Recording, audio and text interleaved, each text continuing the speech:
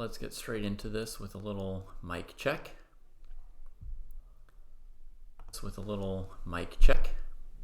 Are we good here? With a little mic check. Are we good here? Sounds good. All right, we're set. Let me just bring everything to the fore. All right, so this one here, I can hide and it still holds it, which is awesome.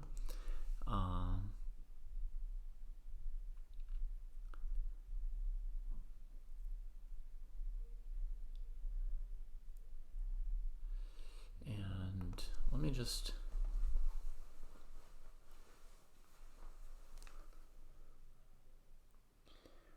beep, beep, beep, beep, beep. All right. Let's just say the final matches have started.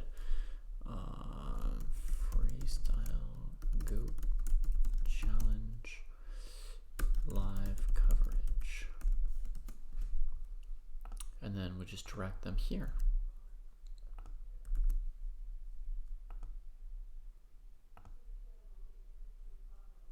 All right. I've tweeted. I've bleeded like a goat. And now let me open up the second chat window so I can answer any comments that come in there.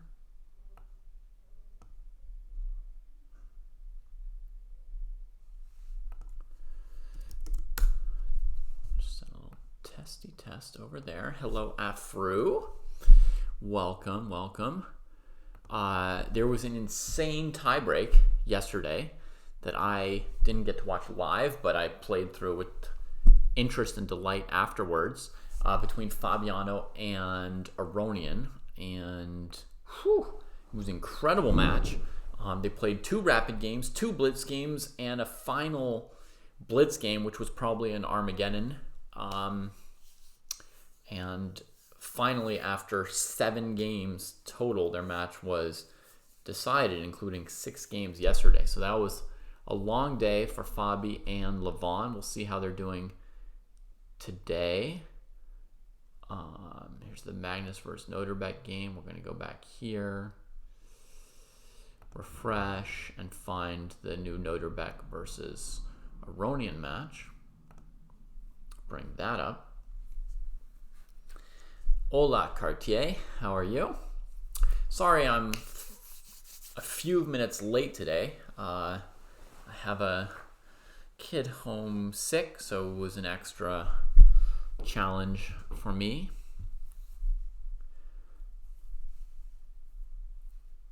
In my pursuit of being the greatest dad of all time / occasional chess streamer. Hi, Pepper Chess. Hi, Spaglotti. Hi, Quad X. Welcome, welcome, welcome to the excitement. Looks like they're being a little slow on the first moves. There's maybe a little stream delay, so that's perfect for us. We can catch up on, we can get a moment to look at this position. If anyone doesn't know at all what's going on here, briefly, if you see below me, you'll see the end of the brackets. You've got the semifinal matches, which were decided yesterday. Magnus Carlsen, 1.5, 1/2 over Noterbeck Abdusadarov. Feels like he really could have won that match 2-0. If there were any incentive or extra benefit to scoring that 2-0. As a spectator, I would love to see players have an incentive to win that second game once they're 1-0 up. The sporting situation with prizes and stuff, the goal of the tournament is to win your 2-game match by whatever margin can get you to the next round. But for me, it would have been fun to see Magnus really try to win that game, right? So I think it'd be cool if there was some kind of bonus for going 2-0 or some kind of something sportingly arranged that gave them an incentive to truly play those games fully. But that's a minor detail, and I don't know that there is a solution to that idea. Below me, you can also see that it's 2-game matches. The format is Chess 960. Wait, I prefer calling it Fisher Random. Why did I write Chess 960 there? I mean, I don't care too much, but...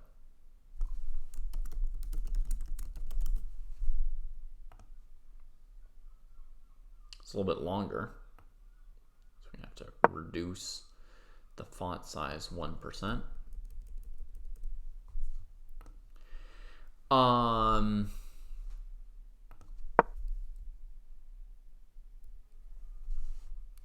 Okay. Hey, Falk. Welcome. So the time control is 40 moves in 90 minutes with no increment at first. So a little bit fast compared to truly classical time controls, which started out at about 2.5 hours for 40 moves, then became 2 hours for 40 moves, then became like 90 minutes with a 30-second increment, and here it's 90 minutes. But then once they get to move 40, they do get an extra 30 minutes added, and they get a 30-second increment from there. So they certainly have a chance to play out the end games at a decent level. Any opening upsets? What do you mean by an opening upset? Like a game where the opening was decisive, or a game where the weaker player won because of the opening? Any position lost after the first 5 to 10 moves? There were definitely some. Yeah. But I don't know if you would count them, Falk, because they were basically all Dingley Ren's games. He was losing by move 10 in at least half his games, I think.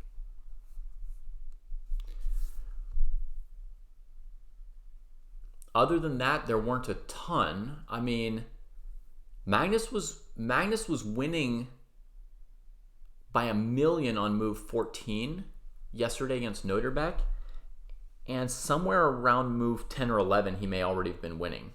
So that would be another example. Like, we haven't gotten that far into this game. If you want, I can look for that, and we can try and see at what point was he winning in this game here. We'll just ask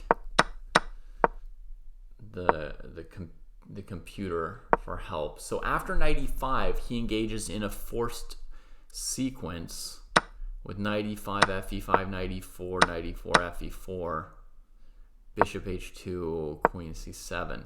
And here white played queen a4, which definitely loses to b5. But we suspected white might already be losing here. But no, cd5 shouldn't have been losing. Computer confirms. On the other hand, here, if Magnus played queen c7, the move that most of us in chat wanted to play, black was already winning here at move 10 with queen c7. This computer is so weak, it's like changing its mind around. I don't know. Okay, so we don't know for sure. This game, he was winning somewhere between move 10 and 14, which is relatively early in a game, you know, compared to what you would see when normally they would be sort of coming out of opening theory merely at that point.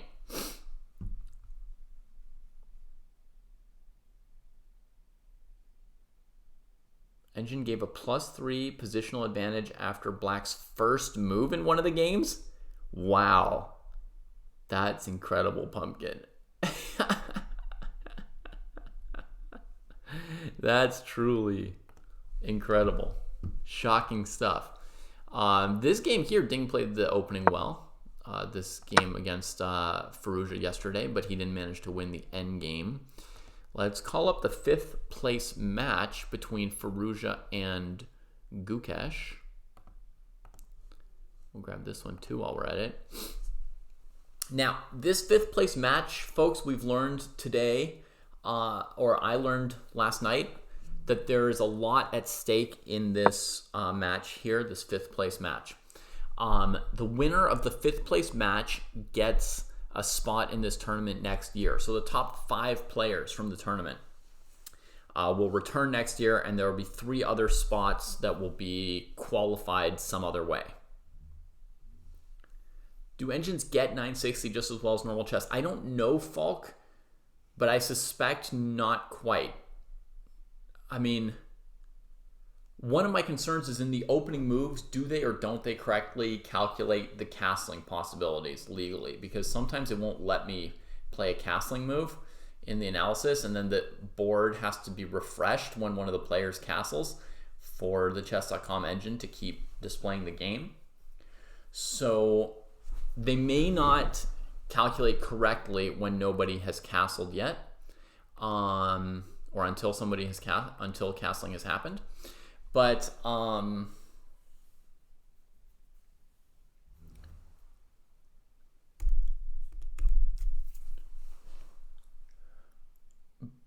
in general, I mean, it's played the same, and they should be pretty good at it. It's just that, yeah, there's no opening book, so in the first few moves, they won't maybe be as accurate. So I'm not sure how accurate the engines are in the first like 5 to 10 moves, Falk, and then at some point they're just as good as ever. Kind of unstoppably good. Hi, Hair Apparent. And hello to Behold, hello to Hako. And let's see these games. We got D4, E4, D4, and D4. All right, so looking at the starting position, let's back it up a little bit here in the championship match. So from the starting position, you've got 2 knights on the king side and 2 bishops on the queen side.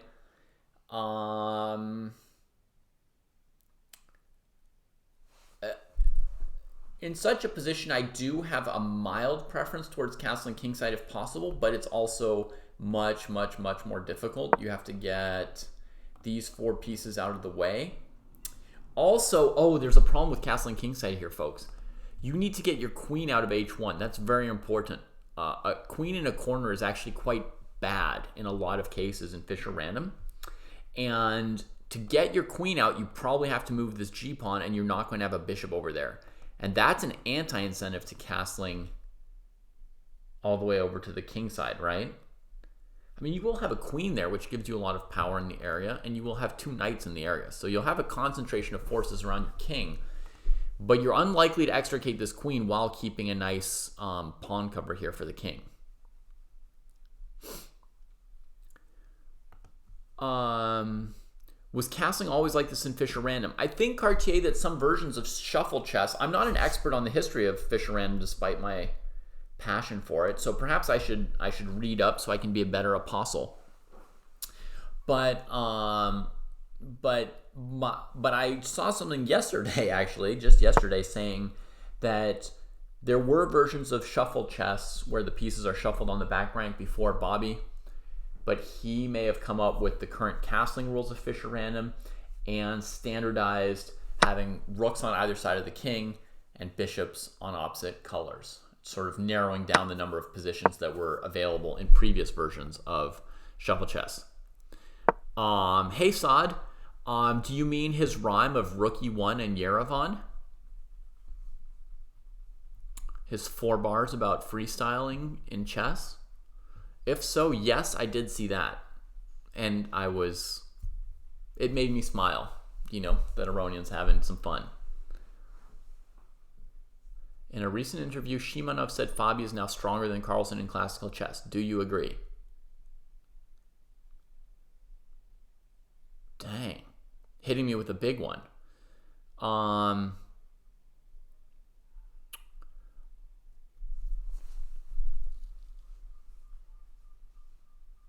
No, I don't agree. But we are kind of going to find out today, aren't we? Fabi's played really strongly so far this tournament.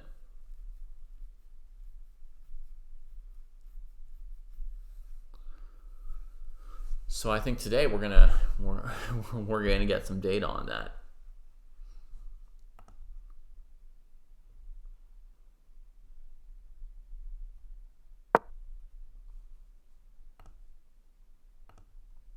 All right, let's have a look here. So normally you want to let the bishops out. We're going to want to let the queen out. The rook's going to back up this pawn. I don't have a strong preference for the first move here. It's not obvious.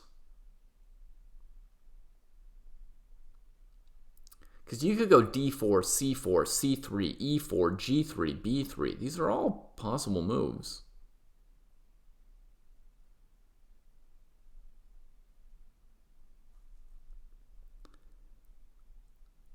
Yeah, I guess I don't think there's a big difference, honestly. D4, E4. I mean, there's a big difference, but I think they're probably equally good about. 170 heart rate, like that's his beats per minute instead of 60, Pumpkin the Cat.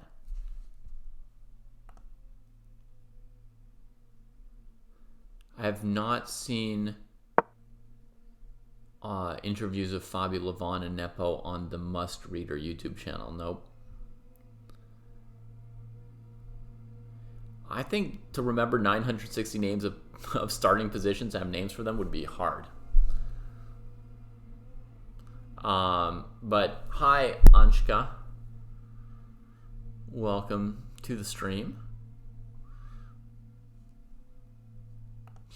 So let's put in these moves. So D4, G6 hitting the pawn, Knight F3 to defend it, D6 allowing E4 for white. White does it. Magnus counters with E5, and he's threatening to win the pawn here. White has to choose between C3 and bishop E3, or D5 or DE5. Lots of options.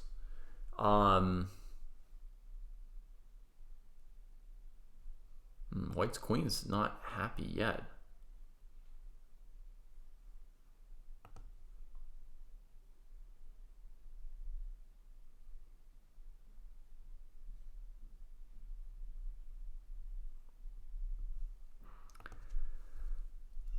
So goes for sort of the simple trade, and he brings the bishop this way so his knight will have a square. Makes sense. This pawn could be a little bit annoying to defend. The average is 80. Okay. 80 seems a little bit high to me, Hako. I would have thought like 70 was the average.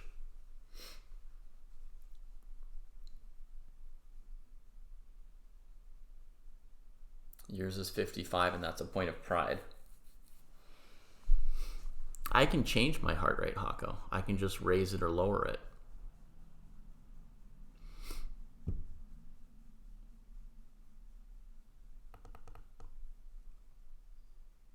Behold no longer has a heart rate.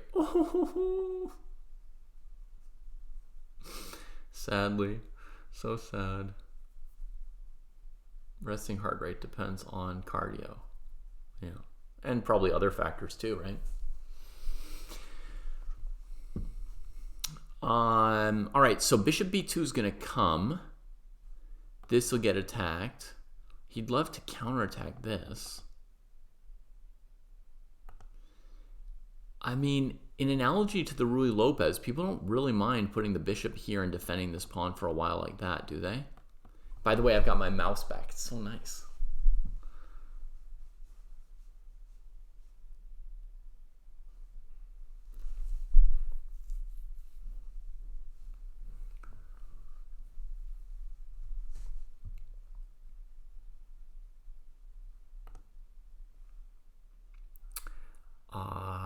This bishop could come here, making d7 hospitable for that knight.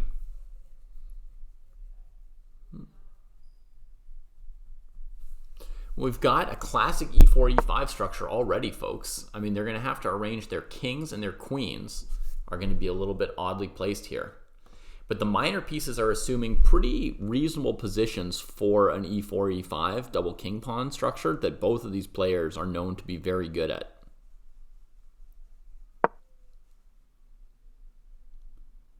Really, Smurfette? A subculture dedicated to Fabi and his curls and things like that? I don't really have an opinion on it, Smurfette. It never occurred to me. Even if I saw him in person,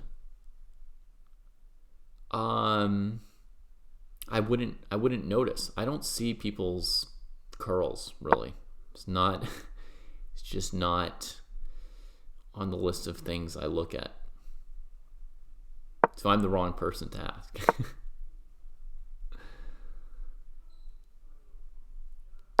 Okay, Yelly Beans, good question.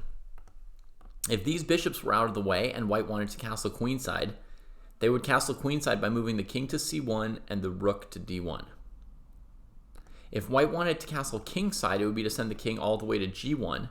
And to do that, this knight and these two bishops would both have to be out of the way. The rook could stay where it is, but these three pieces would have to develop. And then when you castled kingside, your king would go to g1 and your rook would move to f1.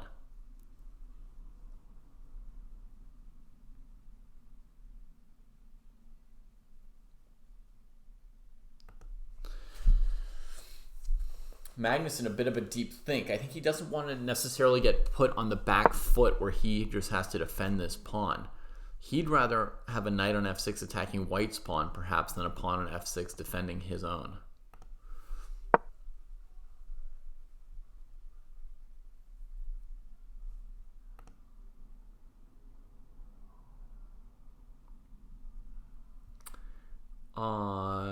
Why do GMs not play the Carl Khan on a super high level? Is it refuted?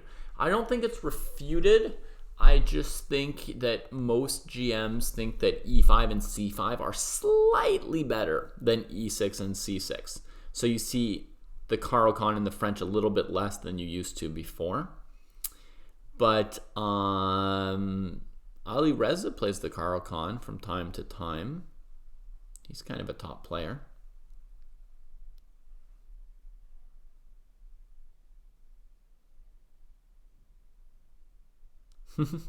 Well, that's nice, Yelly Beans. It's always great to give something a chance. Yeah.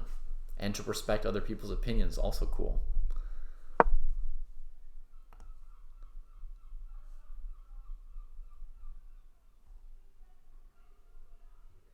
Is the knight misplaced on f3?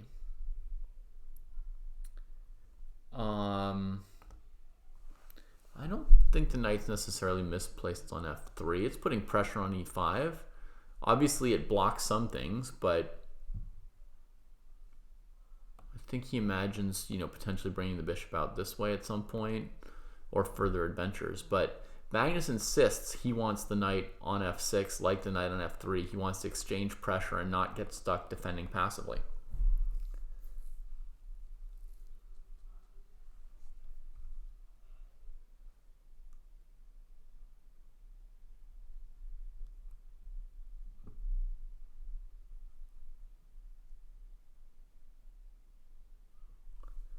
Yeah, I have a correct stance on advertisements as well as on Chess 960. So, who are the top 5 Blitz players online? Another question I don't care about, like Fabi's hair. I don't really have an opinion because I don't know enough about it to have a strong opinion.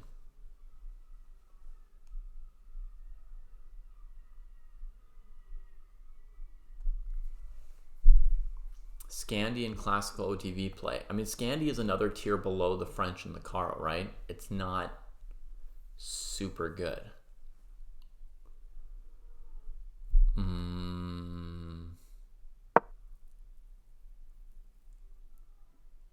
Yeah. Me personally, I don't play any openings below the French and the Carl. I only play 4 defenses to e4, and everything else is not good enough to me.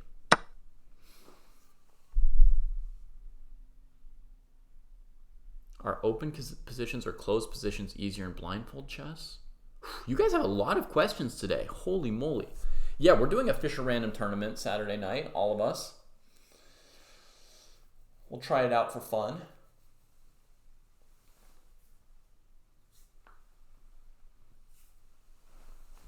I don't really have an answer even. Do I prefer fianchettos? Yeah, it's circumstantial. I don't have a preference one way or the other. Okay, Fabiano spends a little bit of time on the obvious bishop b2 move. And slightly surprising move from Magnus. But he plays it really quickly, so he planned it on the previous one, right? He defends e5 with this knight, not this one. And he's planning to bring this one out and slam it into d4.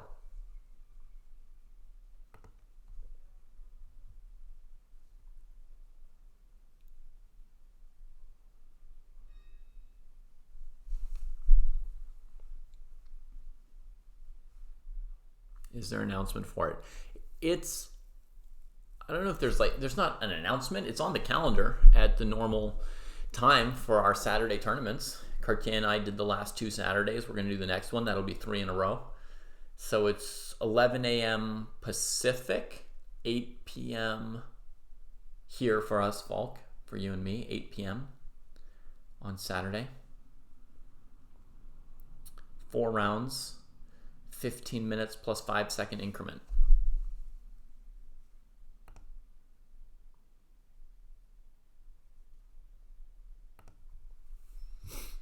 So, yeah, I think Magnus is really prioritizing this knight e6 move. And he could bring the bishop out this way if he needs to defend this pawn more. He's going to try to avoid playing f6. And he's going to try and be able to, improve his queen at some point this way here.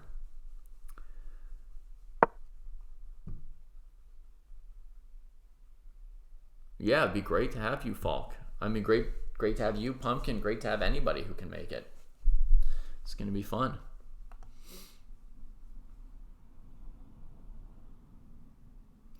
Almost no top players play c3, d4 in the Italian anymore in classical chess. They almost all play d3 and c3 or d3. Sometimes they even now play like knight c3, knight d5 like a kid and just trade and maneuver. The top openings in chess are pretty much known to be the Ruy Lopez, the Queen's Gambit declined, and then you could say the Italian game or the Catalan. I think pretty much all masters would agree on that for white. And for black, it's going to be, a classical e5 defense to the Ruy, or the Petrov, or the Najdorf, or the Sveshnikov. So that's the top 4. 2 Sicilians, 2 ways of playing e5. And against d4, it would be Queen's Gambit declined orthodox, Queen's Gambit declined semi-Tarrasch, Queen's Gambit declined Rogozin, Nimzo Indian.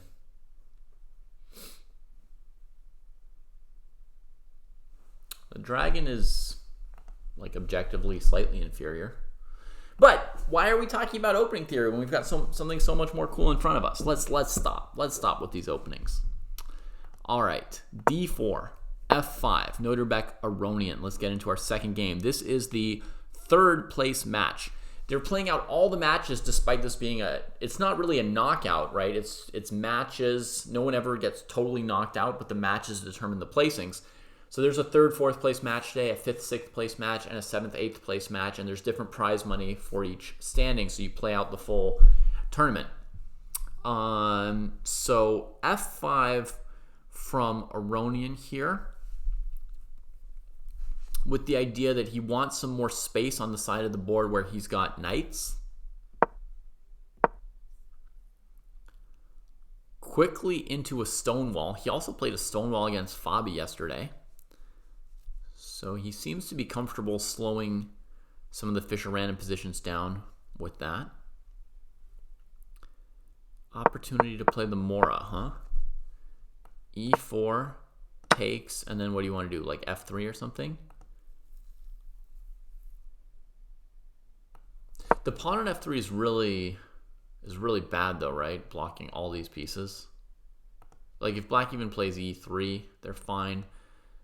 But I guess this move would be critical with the idea of queen d4. Bishop e3, that stops e3 at least.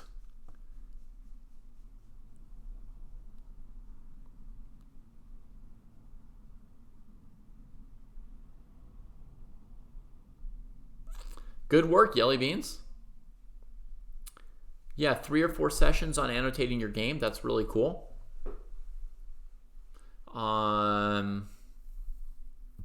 And of course, no engine. Very good.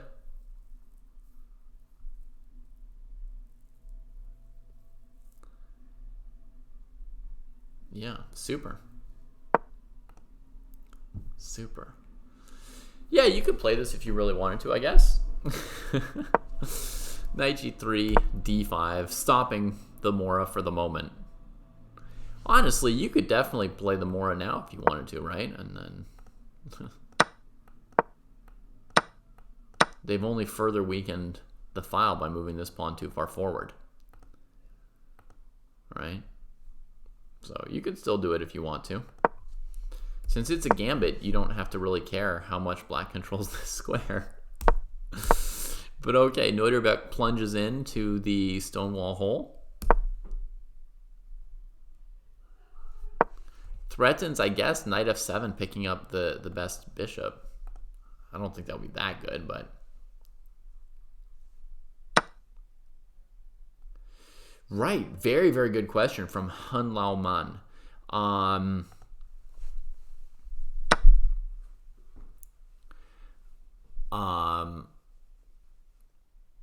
Lao Man.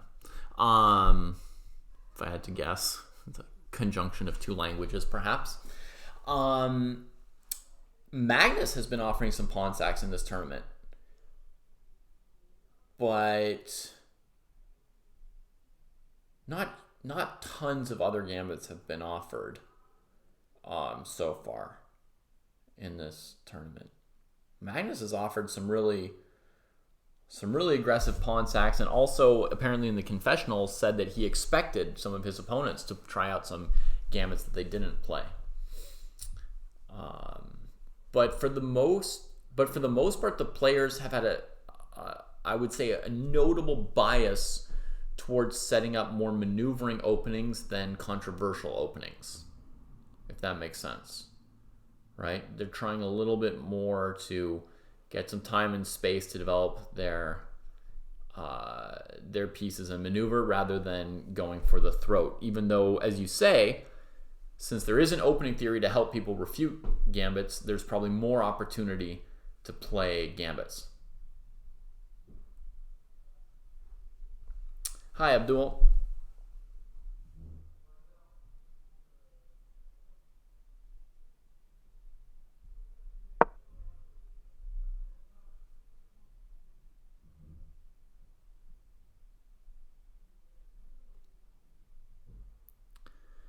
-2 or +2 DL Borger?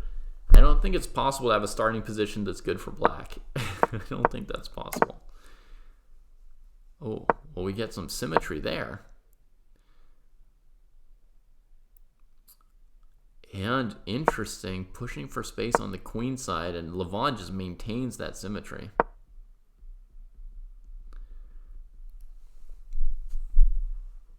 And here's a pawn sack. Knight f5 wins a pawn, but loses a piece. Not a very deep or likely pawn sack, I guess. Ante, all you have to do is write !song, and every time you do that, I'll just have to perform the song for you. Okay? So you just have to find me streaming and type !song and you'll get it.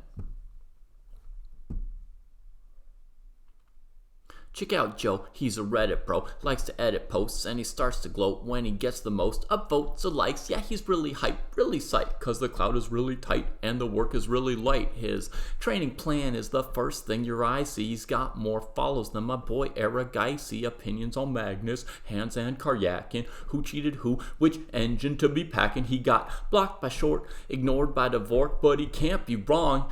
He scored a like from Truong. He's got lightning attacks on GM blunders and gaffes. True, not over the board. It's only via the chat. Still, his 7-year plan ensures the last laughs. Distractions detract from any actual actions. Excuses are useless. He rues his inaction. Awaits satisfaction. The status of Magnus.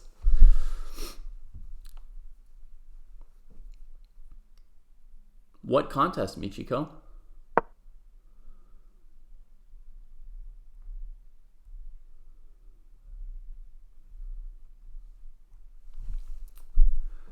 E3, opening up the queen towards the side of the board that has kings. I'm so used to calling this the queen side. Should we call this the queen side or the king side here?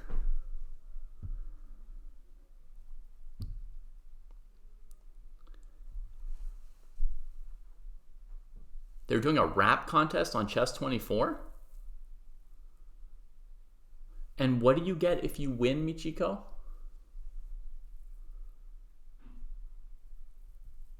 The left side?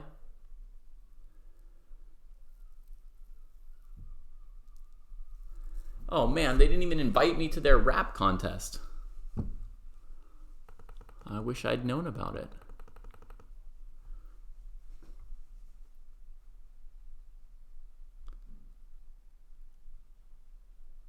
It's the queen side because that's where queenside castling would be.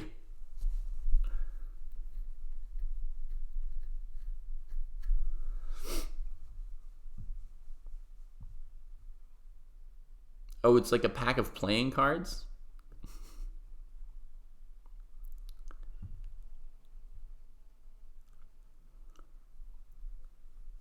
So let me just show you folks the quote-unquote pawn sack that isn't a pawn sack. Knight takes f5 for Noterbeck. Takes, boom. Just a little tactico, right? And then, yeah. That's more or less the end of the variation, right? G4, G6. And he picks it up. Wait a minute. Does that allow knight h6? No. Too much undefended stuff on this row. I think this bishop is trapped at the end too.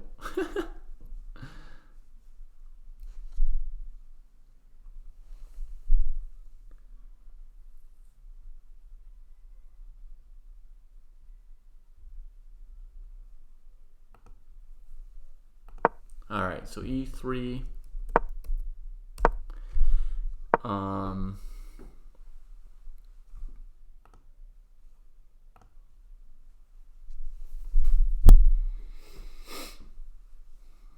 What do I think of this? I mean, I think the position's pretty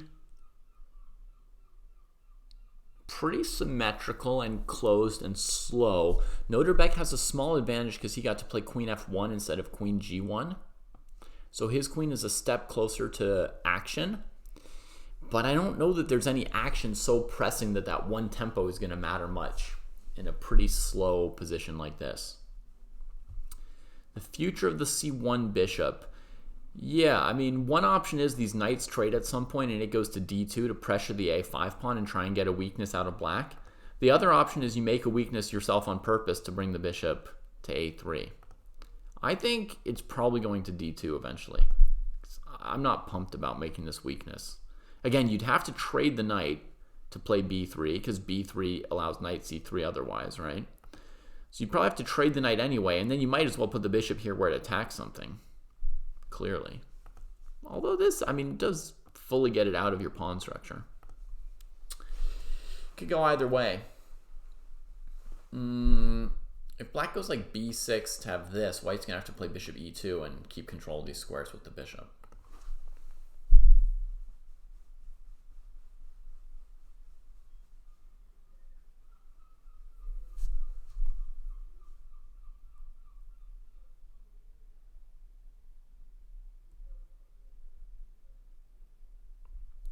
Yeah, white must have like the preferable position, but I'm not sure how significant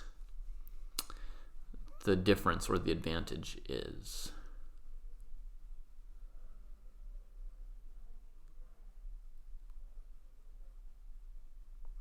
Interesting thing about the move queen b5 is it would threaten mate in 1 with knight c6. So that would force some action. If white played queen b5, black would have to do something. But I think a very acceptable move against queen b5 would probably be... No, I was going to say rook a6, but that allows knight d7 check, winning a piece. So if white plays queen b5, that's probably going to force black to trade, huh? Probably.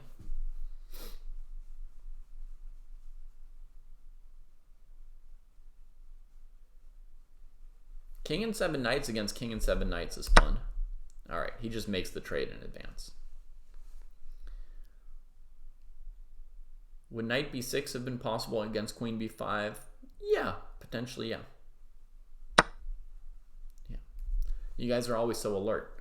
Now the question is, does Levon follow up with a second trade on g3, messing up white's pawns? It seems like white could easily play g4 at some point to trade one of those pawns and start leveraging open the position. This e5 pawn's going to give white a bit of a space advantage. So he's not, I don't think he's dying to make this trade, but he's going to have to do something. He's going to have to bring this bishop out and this bishop out at some point. It's tricky to figure out how you want to use your bishops in these stonewall kind of structures, right? Not easy or obvious. It's a little bit like his game against Fabi yesterday.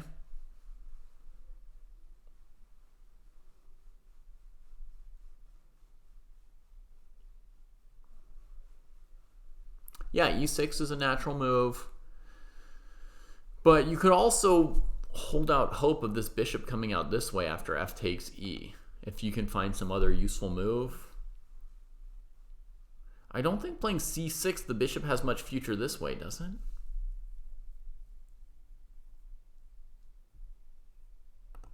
Rook f8 could be a move. The queen could head this way. Rook a6 is a move, developing this rook to lots of options. I think rook a6 is a super possible move. You could even head all the way to h6 and make white answer a question about the h2 pawn that's supporting the knight. Right? Richie says black could also try like h5, h4 to get white to play knight e4. The problem is h5 is hanging right now, right? It's not obvious how you'd play h5. You'd have to play g6 first.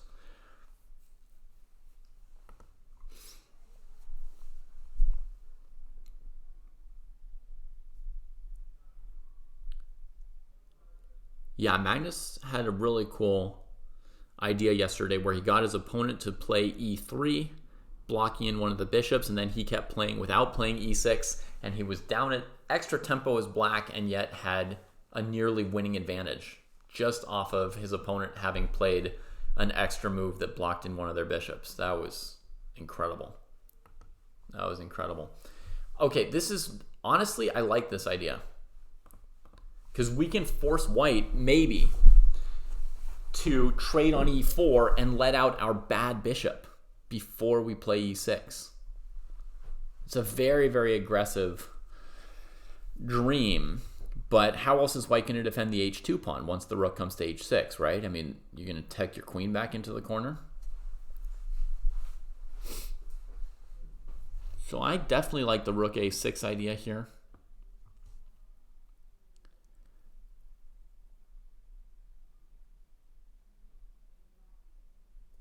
Exactly, Hako, something like that. Now, I don't know if white's going to play bishop e2 in response to this. There's lots of other options. You know, I could also consider queen b5, looking at this pawn. And now, you know, you've got some super complicated possibilities like this, right?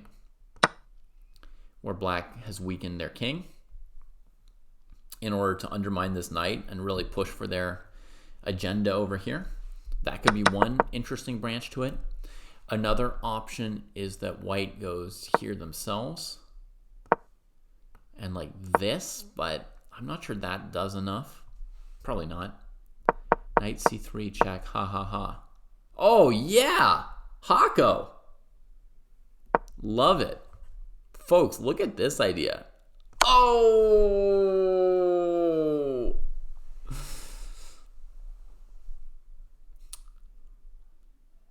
Yes. Whew. That stings. So much for that line. So much for that line. Boom. Oof.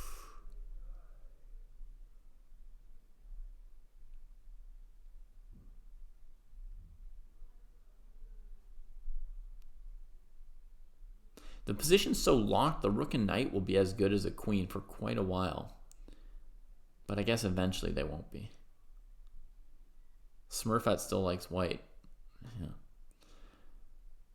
Yeah. Eventually the queen will come out better.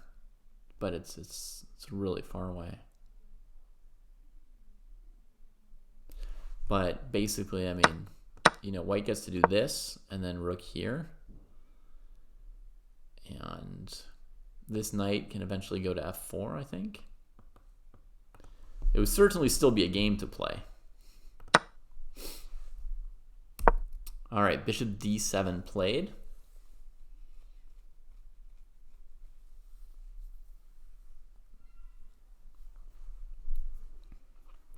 A simple little move, just improving that piece a little bit and pointing out that Noiterbeck can't play the move that he would like to play that would be similar.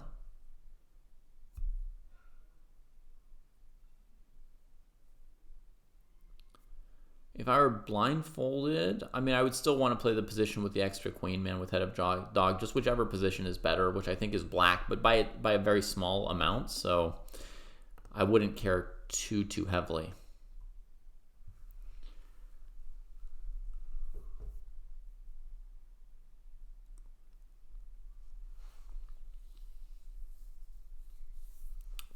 Yeah, Hako, we could trade it now.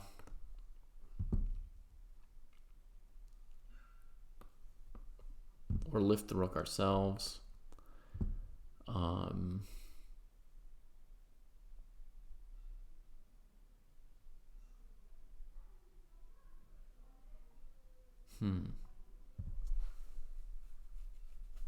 We can also maneuver this knight now somewhere else.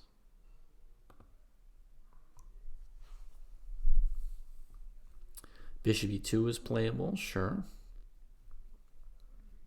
Knight h5 playable. See, it feels like Noiterbeck's position is better, but like in practice, it's very stodgy and hard to do much with it, right? He's very far from having any really tough threats.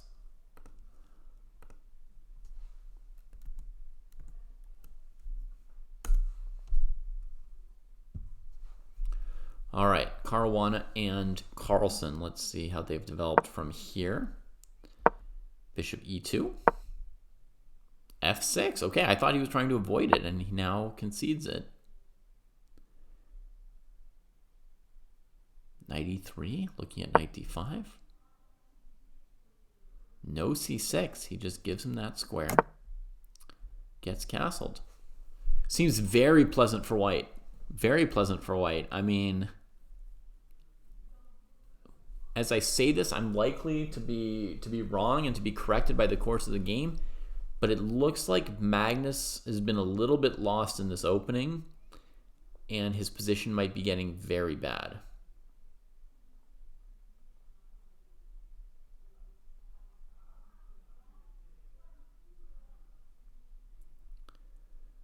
White's got a 2.5 tempo development lead, which we could mitigate a little bit based on the queens.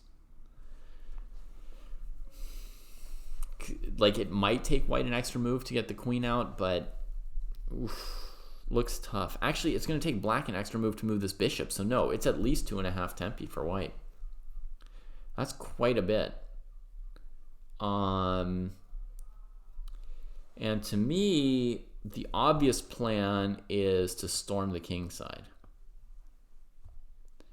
It uses the queen and it pokes for a weakness.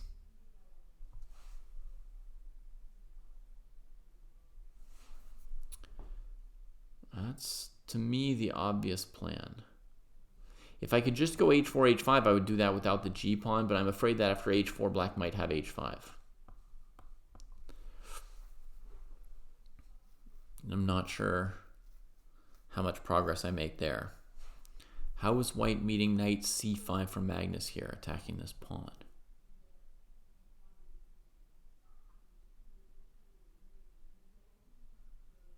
I don't know. Probably by sacking the pawn, since I see no way to defend it.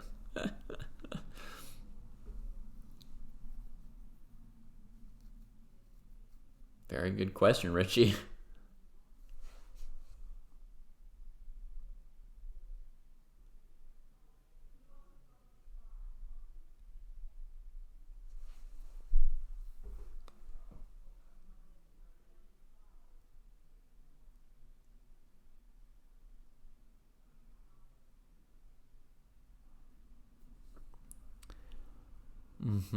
Yeah, knight d2 looks more playable than bishop d3 that I was looking at. So, yeah, you guys have convinced me that that's the more likely move there.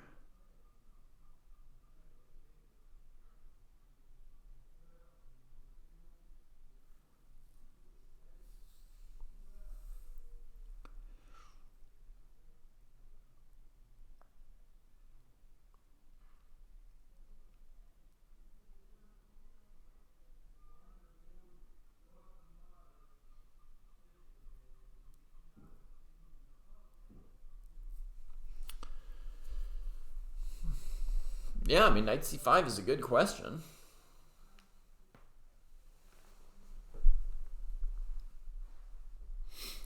Another plan for white is to go g4, g5, actually. I know we're going to have to defend our e4 pawn at some point.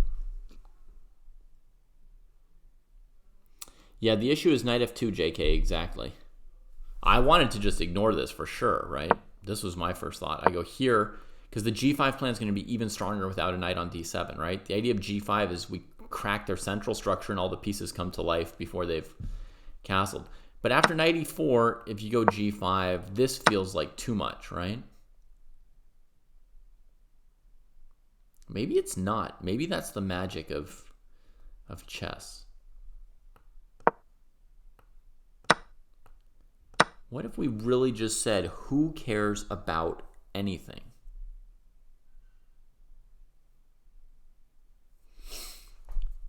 We now have a million raging pieces and they've got nothing. There's a less insane version of this as well, JK. We've got like two different points where we can off ramp, like two different levels of commitment.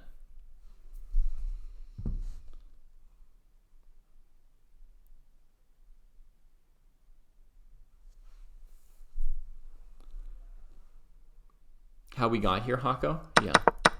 So it's this move possible for Magnus, knight c5, which he didn't play, by the way, folks. He just played knight e6.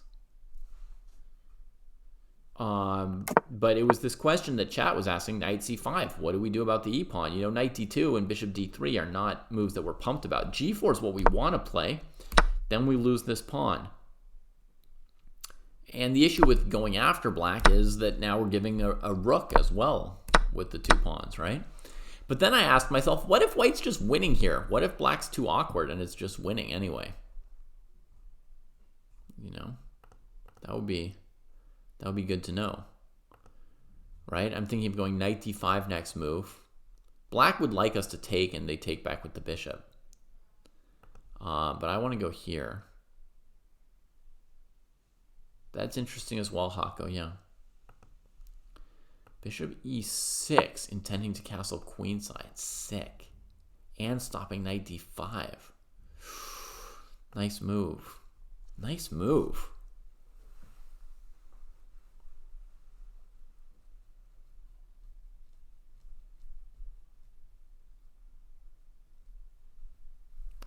Maybe it's completely insane. The other option somebody asked about was knight e5, which has to be knight f2 in response. And what's the plan, Hako?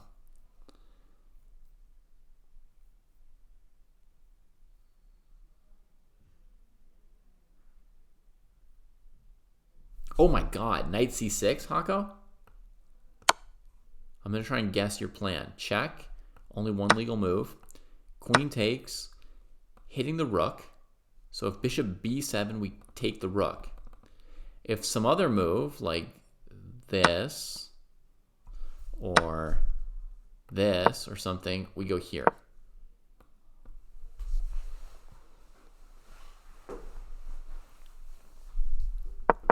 So the only other move to really consider is this one, right?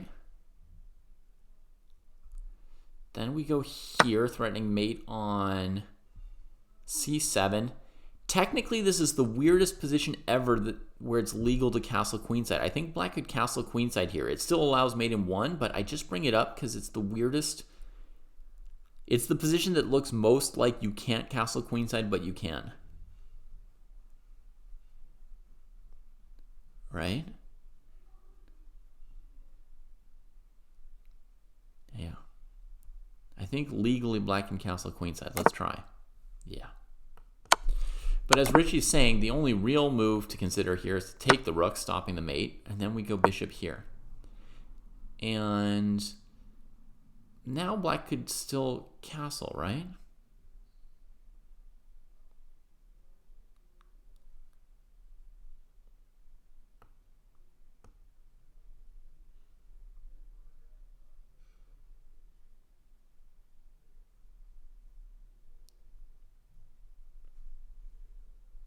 What are you guys saying? Bishop a6 prevents it?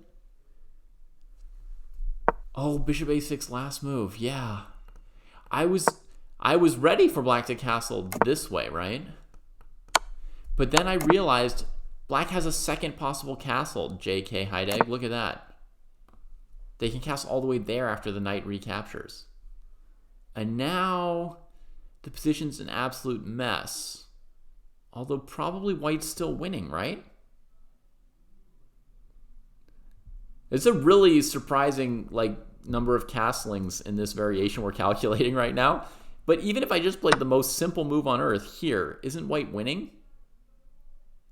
This knight's trapped, this bishop's hanging, this rook's hanging, queen's trapped in the corner. Bishop d5 is going to force the king to block the queen in more. This looks like, and white's just got a million raging pieces. I think even after the king's most daring escape of his life, that's some distance to travel to escape. From b8 to g8. I think he's still losing, but someone in chat pointed out it might be better to do this to keep him from castling. But it does allow knight c5, and then we've got checkmate. So that's checkmate. That's checkmate. Is knight c6 winning, folks?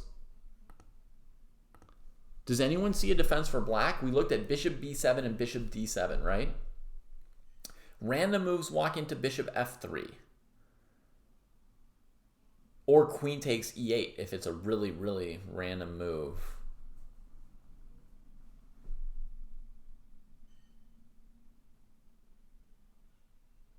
You could play bishop b7 and sack on e8.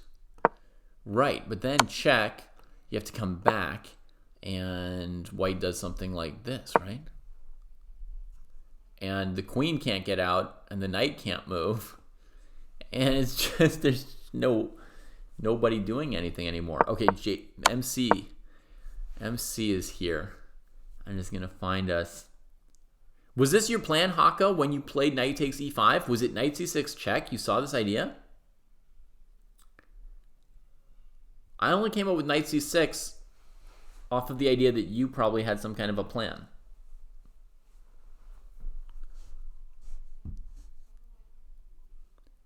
MC is saying this move here might defend. So the idea is against bishop f3 to come here and defend that square. Right? You blundered f2.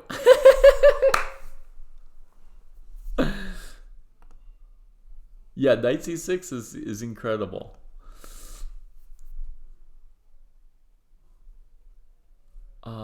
Okay, so knight d7, bishop f3, knight here. Okay, so now we just need to get rid of this knight, right? Knight c4.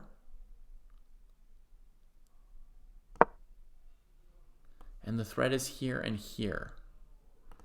Anybody think black's surviving? Yes?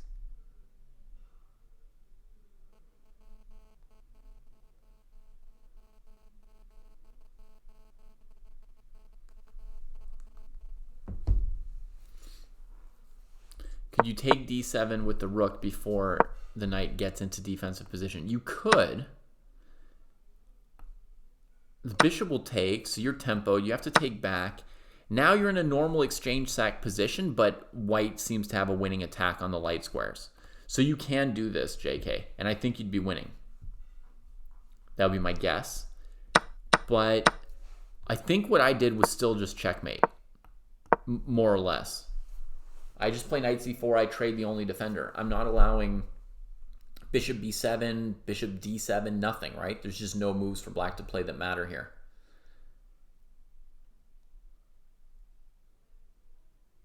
I think you would be winning with your idea rook takes d7. But nobody's suggesting a move for black here. Oh, we have one suggestion coming in.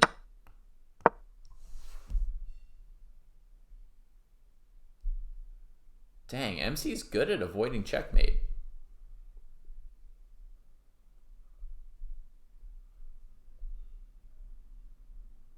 Nice move. One thing white could do is here, here, here. And since the knight on f2 is trapped, white is up a bishop pair. If the king goes here, it's the same deal, right? We come here, here, takes. And there's back rank mate, so you can't take. Bishop d4 as well is being suggested. Right, like if rook takes bishop d4 might be better than taking e7. You come here and checkmate. Yeah.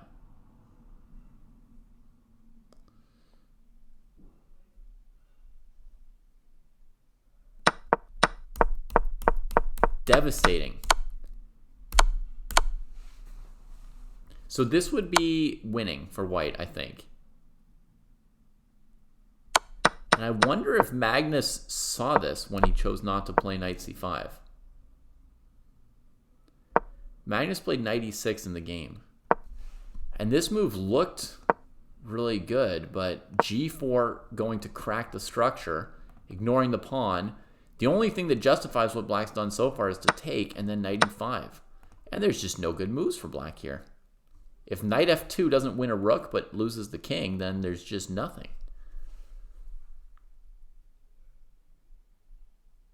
It's just death, right? Because the position's blowing open when black is 2.5 tempi down in development. In fact, maybe 3.5 since white's queen just got developed.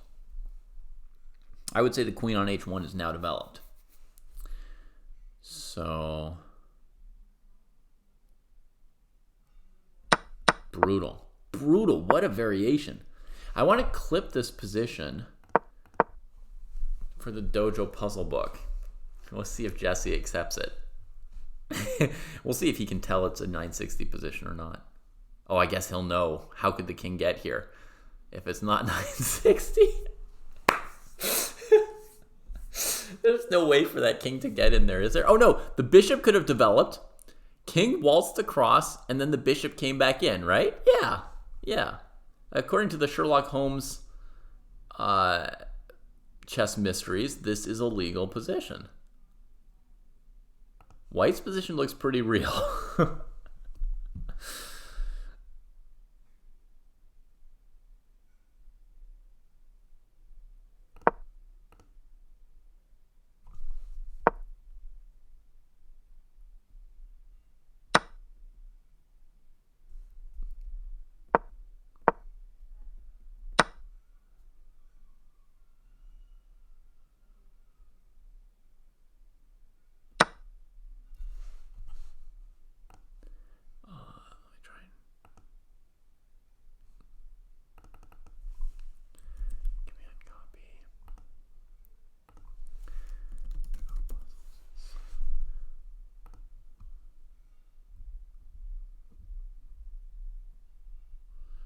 Dojo puzzles.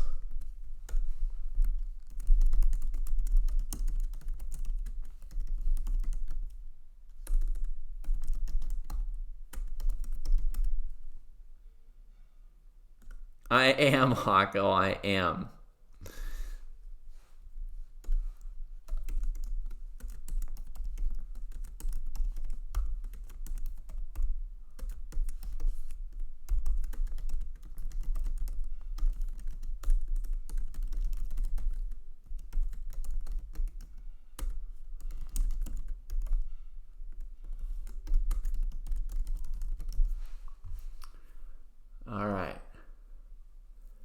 Back to our stuff. So let's see what happened in the game here. Knight e6 was played. Now g4 doesn't look as good, as black can lock things down with g5 and knight f4. And h4, h5 doesn't look amazing. So it's somewhat solid. And Fabi just played this sliding move, queen f1. So nothing too thrilling coming in the next move or two. It's a little bit calm, but we still feel like black has some work to do to untangle. But for the moment, Fabi not trying to, knock anything out of the park. Bishop d7, Noterbeck, bishop e2, e6 finally. Ooh, and he's coming for it. c4. I think he wants to grab space with c5 if black... And black generally in the Stonewall, is not going to trade. They need to keep their anchor, right?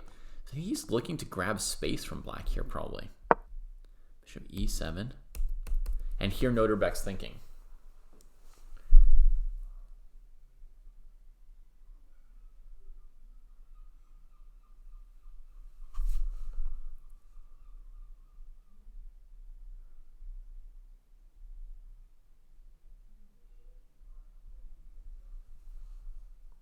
You want to calculate c5?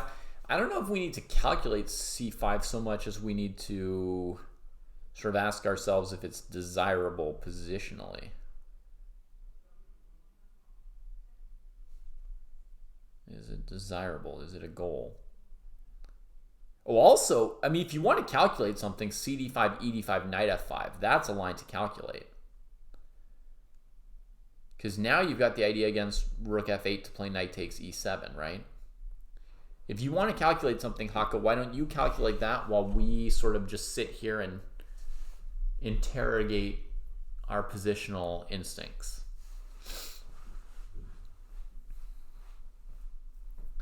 c5. Do I want it? Even without calculating b6 or anything else, I need to stop calculating and just ask myself, do I even want c5? Would I like it?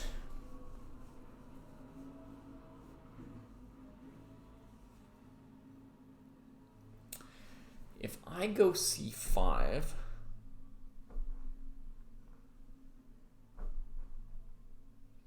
then I think black would want to play like queen f7 and castle kingside. And if they castle, isn't bishop h4 a mild threat? Maybe. I'm not calculating anything, Abdul. I'm just asking myself if I want to do this thing or not.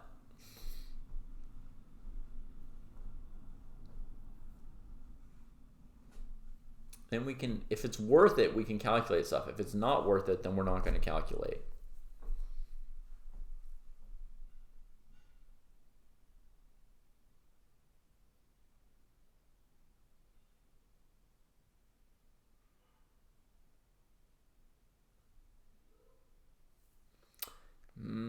C5 doesn't do a ton to me. I'm not pumped about it.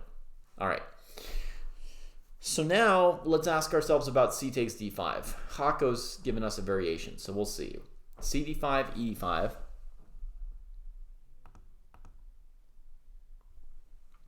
Knight takes f5 question mark. So Hako's appended the annotations already. Rook f8, knight e7, rook f1, knight g8, rook e1, and I don't see it. White is sacked in exchange, has a weird offside knight, and black's rook on e1 looks like it's crushing, right? Yeah, I think that's the end of the variation, Hako. Good call. Good work. Bringing us back a successful completion of the calculation exercise. And now we will investigate the question of whether bishop h4 is a mild threat from black. Let's say white played... What's a possible move even?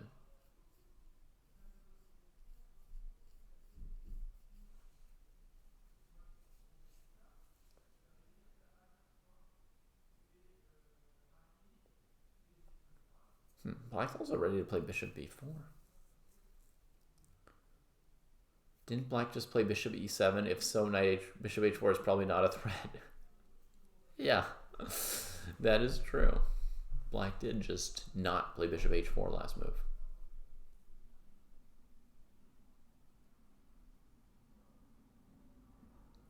The reason bishop h4 was not a good move last move can be calculated. Well, I guess it's not like a full calculation because black could just take and say, hey, we made the trade. But this is a line that fails for black right here. We're getting a move or two in the game. Bishop e7, trades, yes, and brings it out. Bring her out, Josh. All right, so now the bishop can come out to d2 very soon. He's got to be ready for this. He's going to go rook e2 to f2 if that happens. I think the next move white would play would be probably bishop d2 if black did nothing. But black's either going to play rook f8, making white go queen e2 and rook f1, like Hako says, or black's going to go bishop b4, making white go rook e2 to f2. Either way, it seems like there's a rook trade in the future, but Noterbeck is saying that he's going to have some pressure on this structure very quickly here. That might be a reason for Levon to castle queenside just to get this bishop defended. It'll connect the rooks, help him fight for the f-file, defend the bishop, so cd5 is not a big deal.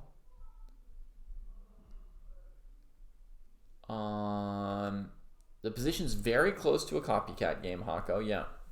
They played like a double stonewall, and then plunked knights on e5, contested the knights on e5. It's very, very close to copycat, but there's definitely juice in the position as well. It's not a dead copycat position. Castle's queenside making a lot of sense to me. But bishop d2, and how do you defend your a-pawn, for all the good things that you're doing? Castle queenside, bishop d2, rook f8, queen e2. You get the f-file, but how do you defend the a5 pawn? Do you just give it? If you play b6 and white plays either c5 or cd5 and brings their queen to a6, it's a little worrisome. Maybe you can weather that, but it's certainly worrisome.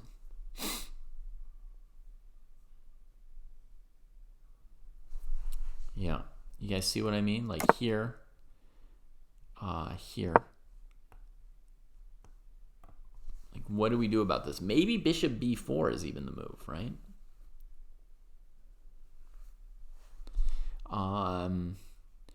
But this move here, there's two options. One goes here. You have to take. Here. Here.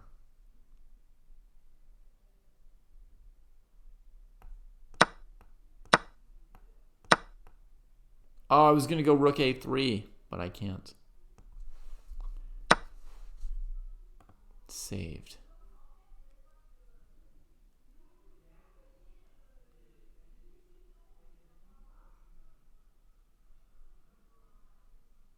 Okay, maybe still alive for black, right? Question of how quickly black's queen can get to the game, because white would have b4 here, as MC just suggested. Idea being, however black takes to then go a5. And if this queen could get anywhere around here, I mean, black would have a perpetual or checkmate. But it's coming in pretty fast here, this attack for white. So we could imagine that black simply mated even here. And the second danger here after b6 would be c5. King here to keep the queen out, and then b4.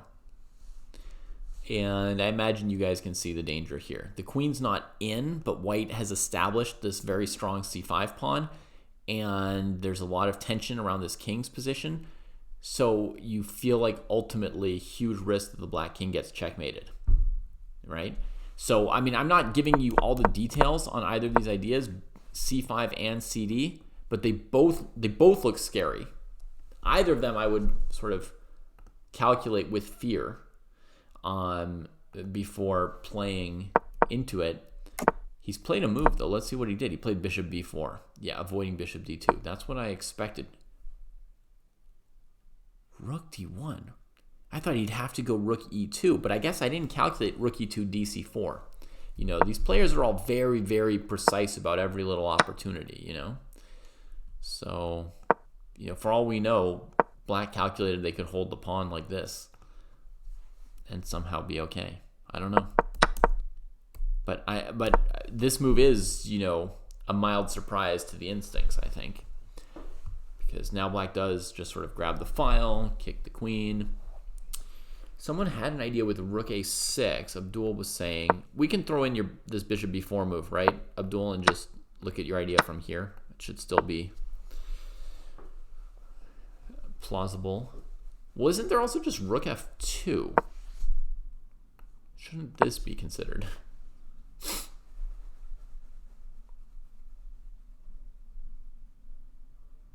Do I still think white stands better?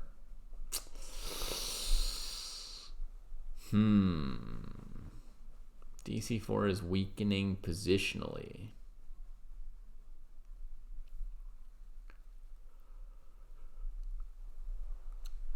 I mean, white's rook is trapped on a1 for the foreseeable future here. Bishop c1 is now trapped. I would guess that white is busted, honestly.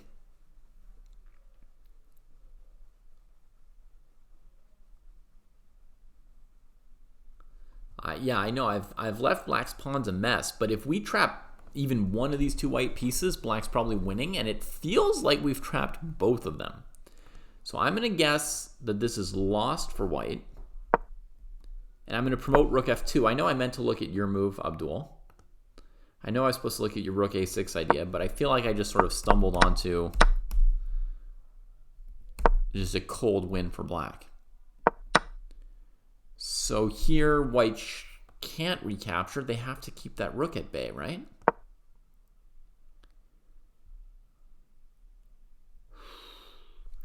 Now I've got one tempo to do something sick. One tempo.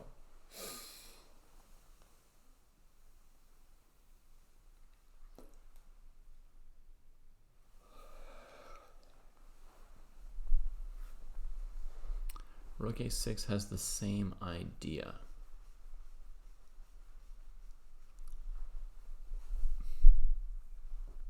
Hako's greedy. That's very greedy, Hako. After rook f8, you're going to take with the bishop to keep e6 defended by your queen, huh? I mean, the rook on a1's out of the game. It feels like black should be able to get away with anything they want to.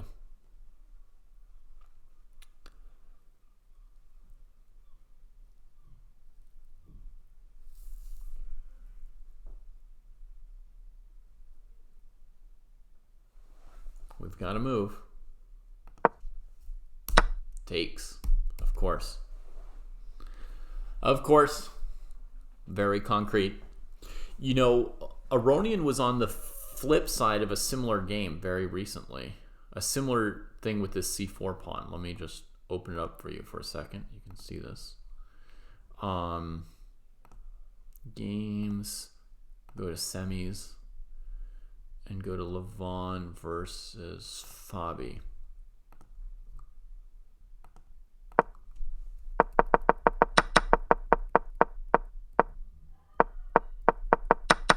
Okay, so Levon came up with something super insanely creative here, folks. Really cool move. Knight c3. This move really lighted up my day to see it. And Fabi took with the d pawn, and he has this like extra c4 pawn. And Levon had a lot of compensation, but eventually Fabi actually managed to hold on to this pawn forever and achieve a winning position for black. And that's got to be in Aronian's mind here when he's grabbing this pawn on c4. Wait, in my variation, wasn't he supposed to play rook f8 first and then take? Why did he take? Why did he take without rook f8? Huh?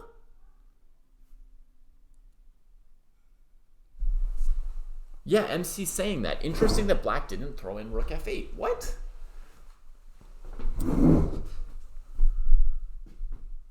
And Hako saying the same thing. Sorry, it took me a moment to realize what you guys were saying. What? One healthy pawn is better than 2 doubled isolated pawns. But the super GMs are proving me wrong. Wow, I don't know if a healthy pawn's always better than 2 double isolated pawns. It has the potential to be better. They're probably usually fairly close in value, like not... Yeah, we all do Abdul. Why not rook f8?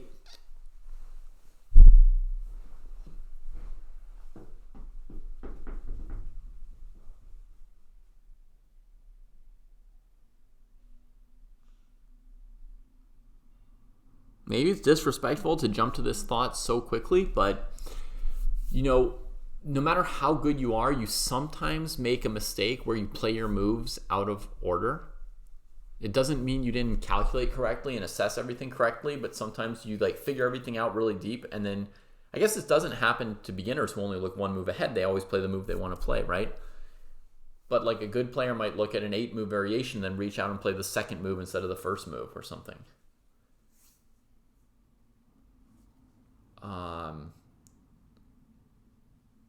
To keep the chance to castle. There we go. JK. Now that is more of a theory and more of a move. Okay, MC's got an idea as well. Bishop c6 to d5. Ooh, that's a good move as well, MC. Yeah, you could help to fully paralyze the white pieces if you get control of that diagonal with your bishop. He's taken. Noterbeck's thinking, but this would be the move to allow castling, right?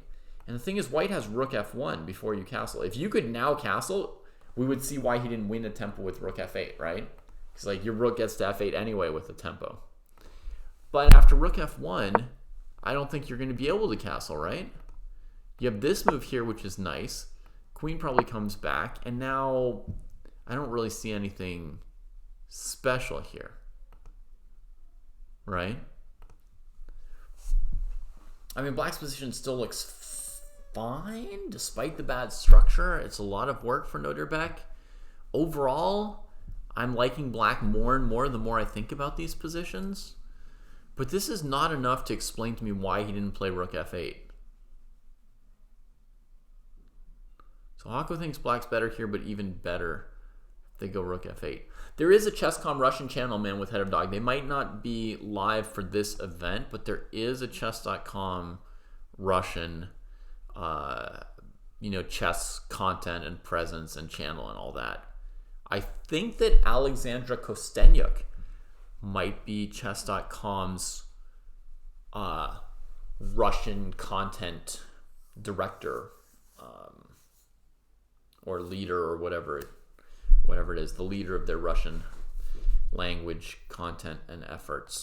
Looks like the guys are playing some moves. Bishop d2, not taking back. Tradovich.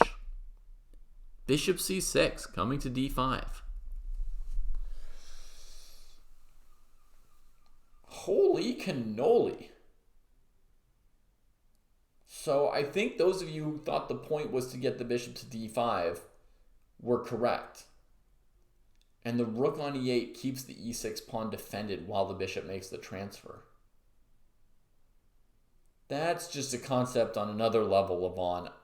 The rest of us are just file taking with tempo peons before you.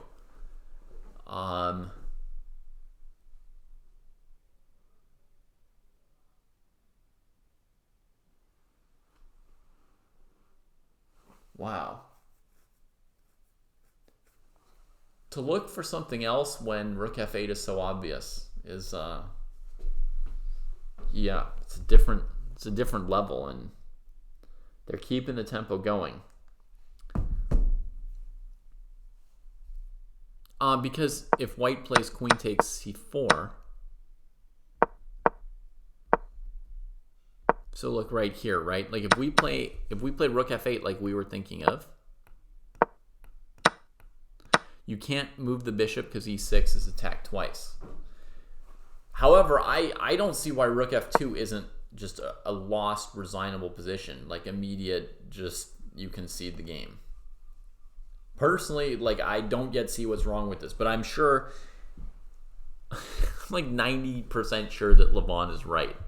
That's my instinct, is that what we were thinking of is too obvious. There's no way he didn't consider it, and his deep thing has got to somehow be better than this.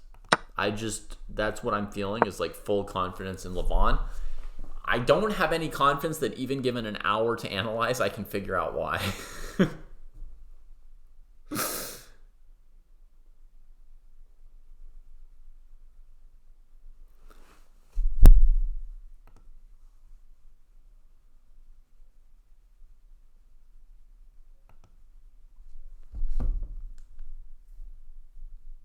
How are we on time? I'm going to have to take a little break at 3 o'clock today. I have another little appointment to do.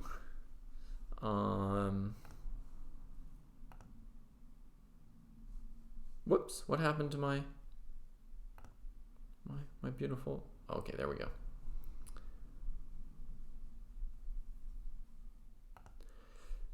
You know, Max, I've never exhaustively categorized the 960 positions, but you can definitely group them into some factors if you like, right? There are some important factors that I look at. One is whether there are bishops in the corners or not. Another is whether there are queens in the corners or not. Another is whether both bishops or both knights are on one side of the board or the other. So that would be like the first 4 or 5 categorizations I would make personally in terms of how I think about the positions.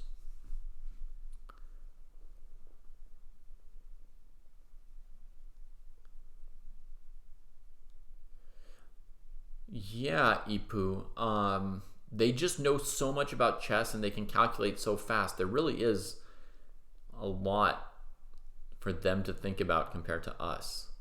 Now, with black basically setting up this, is Noterbeck not wanting to say, hey, the F file is mine now? Yes, rook F2. So basically, Max, what I would say is you want to figure out what you think are like the critical factors in the starting positions, and then you would categorize based on those critical factors, right? Like my factors might be noob factors, you know, and there might be better players now who've got a different axis of categorization. And in 10, 20 years, of course, it should be further advanced than that if we have some stronger players spending time on Chess 960. So you have to figure out whatever you think is, you know, in kind of determining best play. And then based on what you think determines good play, you can then categorize the positions based on that, right? Okay, Abdul Rahman, maybe as a chump, wanted to take the pawn back quickly. Noterbeck is like most of us, right? He's an open file taking peon. He says, okay, you're doing your fancy stuff. I see you twirling your hair, twirling a pawn, twirling around this weird pawn structure, but you've just given me the file that was yours, so I will take it. So he's very happy to get the bishop off of c1 and the rook to the f file, I think. And I mean, looking at this, I don't immediately feel like Noterbeck's position is so bad.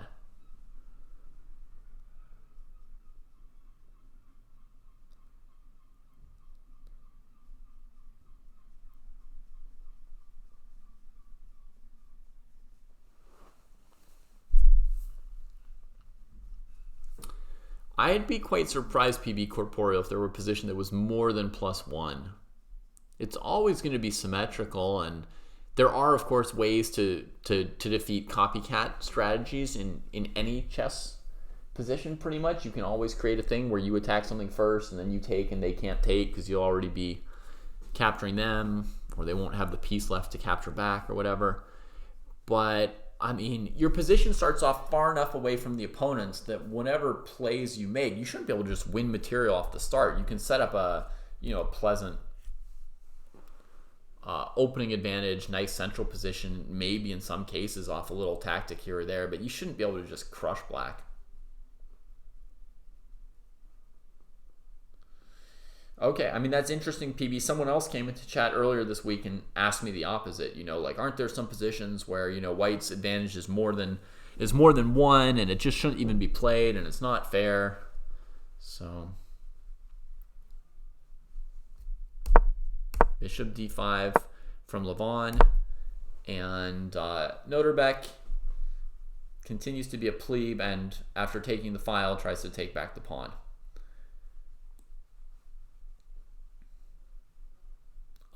That queen got itself trapped on g8 when black gave up the f-file. And the king on the queen side, it can't castle over to the king side because white controls f8. Something went wrong for Levon, right? I mean, not wrong like he's in huge trouble, maybe. Maybe he's good, but briefly I thought he was crushing. I just wasn't seeing how this rook could get out. Now without dark squared bishops, it can always come here. He can castle if he needs to. He's got the file. Noterbeck looks fine. I think there was a slip. Yeah, PB Corporeal. I like to have it so that you play the position with white and then with black to even out the fact that some positions are more better for white than others.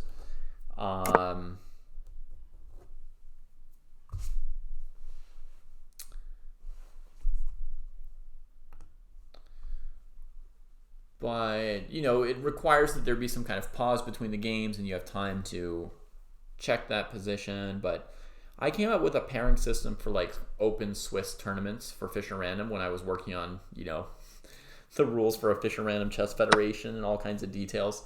And I came up with like a system, where you play 2 games a day because you're in the US, and everyone who gets white automatically gets black in the afternoon, and everyone who gets black in the morning automatically gets white in the afternoon. So it trumps like score groups and points scored, etc. It's like your color is the number one determiner of who you play. But it's one consideration, and ultimately the players would have to be much better at Chess 960 before it would become sort of a decisive factor. All right, Levon connects the rooks and is going to be able to challenge the f-file before this rook gets out. Noterbeck spends his time regaining his pawn rather than trying to somehow get this rook over here. I suppose, no, if he castled queenside here, he wouldn't have rook d2 because the bishop's still in the way. Yeah, he just kind of had to take it.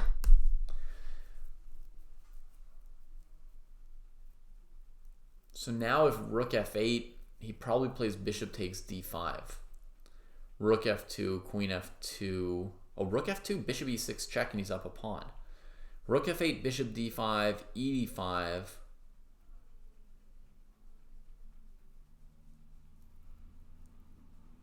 Rook f8, queen b5, or king a2. Looks like it's going to become a technical position, but maybe just a touch better for white. Like, let me just put on the board the position I'm talking about. First of all, rook f2, bishop e6 is a pawn sack, which might be good, but let's just keep things a little bit simpler for a moment and do this, right? And just get a technical position here. What I want to say about this technical position is this pawn would generally confer a small edge on white, or a big edge, but white would have to be better in almost any technical position here, I think, because rook f8's been played, by the way, because of this protected passer being better than the c-pawn. There's all kinds of ways black could, fight back. The white king is draftier than the black king, and it's a heavy piece endgame, so that's a major, mitigating factor. Like, look at this idea here for black, right? We just go boom, hitting this pawn, here, boom. And the queen is just saying, you have to guard the king. You don't have the pawn cover black's king has. So I can imagine scenarios where black successfully defends it and equalizes it all. But in general, this is going to be like a plus for white on structure, I think. Yeah, and black can try for a move c5 to try and equalize the structure with cd, ed, or to push, or whatever might happen. So this is where, wait, so, okay, so now we should be here. Rook f8 played. And Noterbeck could go for bishop takes d5 here, and I think it's pretty plausible. I mean, you could say his structure is already better than black's, and he could just keep his bishop on the board. The thing is, he does need to develop this rook pretty soon before it becomes a problem, right? Before it becomes a problem that black has an extra rook in the game. There's an open F file, you know, so you can't linger too long with the rook on a1. I don't think he's got a lot of latitude or time to deal with this. Let's kick it over to the championship game for a moment. Oh, we had a quick trade on d5 as expected. Let's go over to the championship game here and catch up with them. Queen f1, queen f8, with the idea of bishop a3 perhaps weakening Fabi's king significantly. Knight b6, dealing with the bishop. He's gonna have to come into d5 with one of these two pieces. He brings the knight, gets the king, and retreats right back because he doesn't want to lose the f-pawn, and he doesn't want to just concede one of these trades. Wow. So Fabi's still kind of got Magnus a little bit on the back foot, and this we've caught up with the live position. So Magnus still working to get these out, but he weakened White's king, he traded off his bad bishop, and he's remained solid. So he's still looking okay. He would love for White to open his rook, I assume, right? Then queen a3 becomes like just a two-piece automatic mating attack, super easy. So potentially he could play c6 at some point, and White probably wouldn't want to trade. White would probably retreat. And that would get the queen free of defending this pawn. Fabi's 20 minutes behind on the clock, so I think he's struggling to find a way to increase the pressure here. MC thinks it's become more comfortable for black, and that's my impression as well.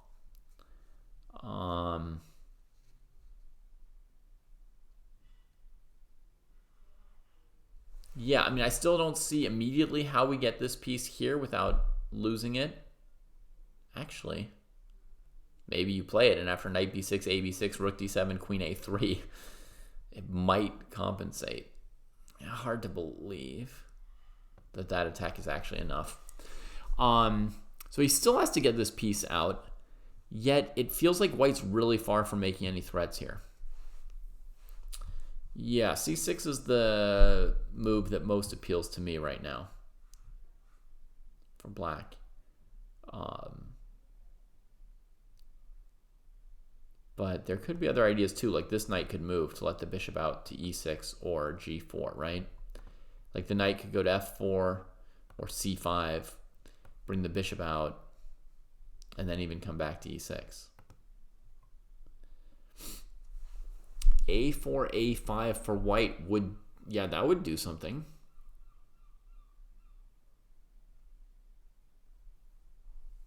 Yeah, a4 would do something. Oh, he's moved. He's moved a4. I agree that black probably wouldn't want to do this. Because here, maybe even bishop b5 as well as this, right? I was thinking bishop d5 and queen b5 was my first thought.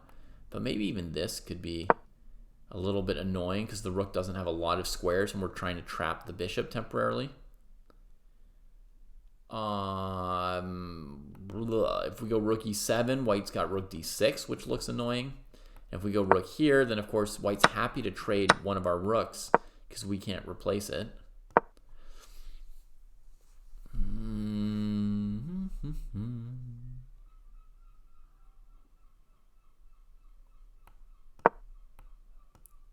I mean, a lot of it's going to come down to whether or not this position is crushing or nothing. I think it's crushing, actually, right? The bishop can never go here to get out of this thing.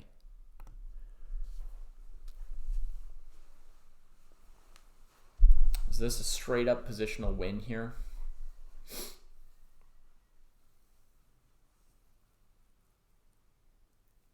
Feels like it. I'm thinking black can't allow, you know, queen f6, knight e5, etc. Takes here, you know, here or something. But I just don't see how these pieces are ever allowed to move. Oh, rook b8, of course. Rook b8. We'll get the pieces out, right?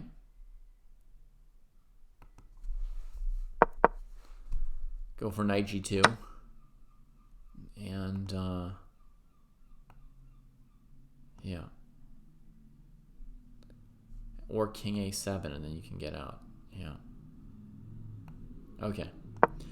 So maybe it's not an obvious win. Black can eventually get the pieces out. But still, rook f6 and knight e5, we have to assume white's going to be better.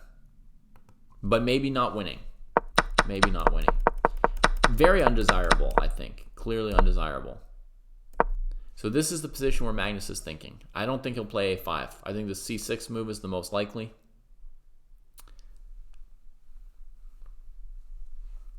Because that knight on d5 is bothersome.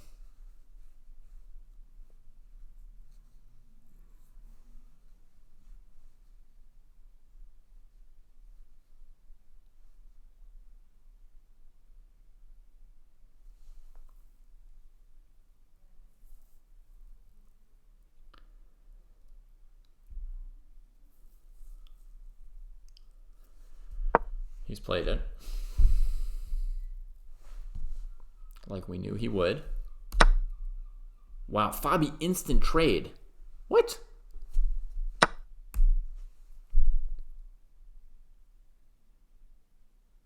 What's he gonna do now? He's got very, very little now.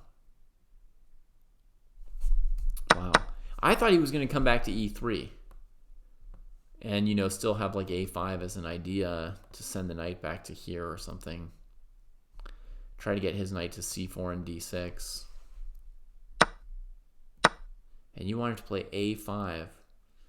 Pawn takes d5, pawn takes d5, probably.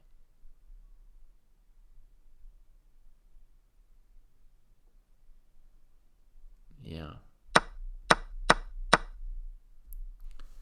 He goes full technical here. Develops Magnus's last piece. Aims at queen d6, just trying to establish a rook here to bother the f-pawn forever. It's hard to imagine that he's got anything. King c7 looks super solid, right? Defending b6 and d6. There's two weaknesses for Magnus here. They're very mild at the moment. But king c7 covers both of them. Yeah, I would think so as well, MC. I would think that black is obviously a little bit better. White's got a bunch of fragile pawns on light squares. Black's got an extra file to use compared to white from the doubled pawn. I see that as an advantage. There's pawns on both sides of the board, room to expand. You know, play a rook and bishop versus rook and knight endgame. You don't have to trade both rooks on the d file, just one of them. And then keep the other one. And it just seems like black is better. Just better. Question just being how much. All right. Has Noterbeck played here? Yes, king a2, one of the moves we considered. Now here we considered, I gave a line with queen e8 just as an example, but queen e8, queen c2 might improve on the b3 move I played when I was just throwing out an idea. Now white's queen looks at b5. Black's queen looks at c6. And Noterbeck's thinking here.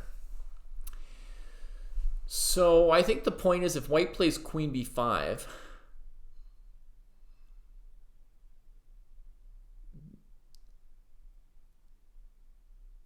black plays like rook f2 and just sort of ignores it and puts the rook super active.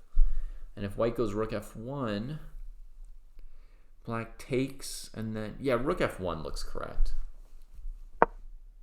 No, doesn't go for it. Noterbeck leaves the file in black's hands.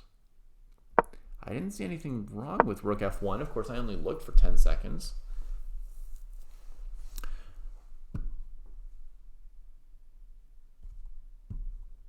Thanks, Picante. There's going to be a little break in about 3 minutes. Thanks for reminding me. Got to remember my appointment.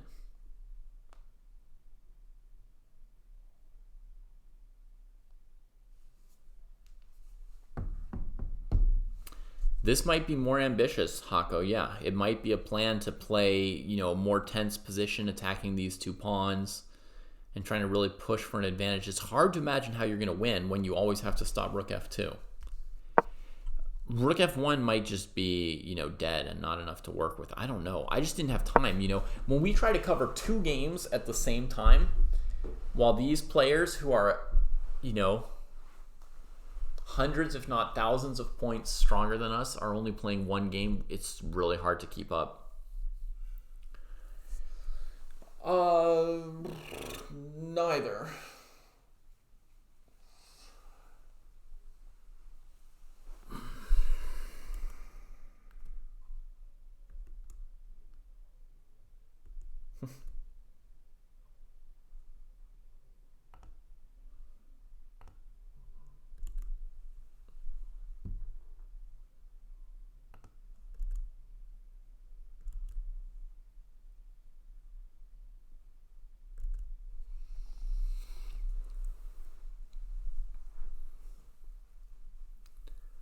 Was there ever a tournament of teams of players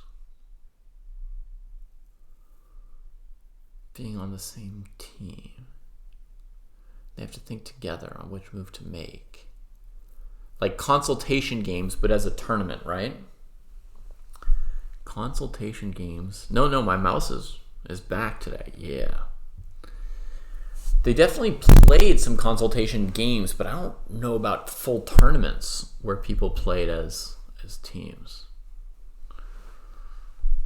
That's kind of new to me. All right, folks, I'm going to take my little break here. I'll be back as soon as I can. Hope you all have enjoyed things so far, and will continue to enjoy things from here. Here are some links to the game, so you can follow in. Whoops. So you can follow in my absence. And I'm not going to send a raid because I'm hoping to just be able to come back really soon. Yeah, so we'll see how it goes. All my best to all of you.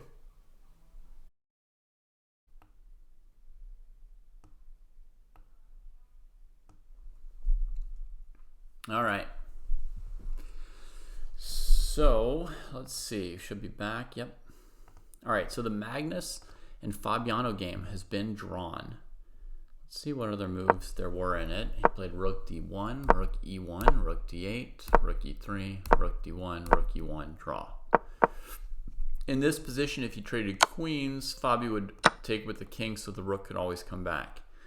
But I thought that even without rook d1, that he could just keep playing the position like this and this, you know, and when the rook comes to d3, you know, trade queens and put your rook on h8 and keep playing. So I'm just mildly surprised that Magnus didn't play this endgame at all, because I would have wrongly, I guess, I'm sure Magnus knows, right? I would have wrongly thought that there's some significant torture here from Black's perspective, and that you would have to play super well as White to hold this. If I had this position as White, I would be thinking about losing. So yeah, so I'm interested. So I'm a little bit surprised. All right, here to see this, right? Wait, what do I want to do? Oh, I want to go here to try and see to catch any chat. Okay, cool. Let's check out Noterbeck and Levon, who I think are still playing. So rook c1, b6 defending the a-pawn. Queen can get into a6, but king b8. The queen does go in. But what does it truly accomplish? Ooh la la. Very, very bold opportunity he tries to jump on. It's a concrete, specific tactical opportunity, not like, you know, the deep strategy of the position being revealed. The queen being undefended, he goes for rook a5. And the queen wants to move without allowing rook takes d5 probably. So she could go to d7 or something. And what's he going to do? She goes to f7.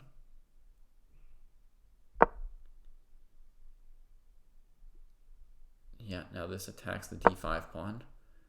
Rook defends it, gets backed up. Okay, so the defense is successful so far, and with the a4 pawn hanging, it's hard to keep queens on the board. But you could play rook f2, and if black takes on b5, it's still a tough endgame for black. Does play rook f2, yeah, and avoids the queen trade. Fair enough. So now Noterbeck's got the f file under his possession somehow, and he's got queen f1 at will as well.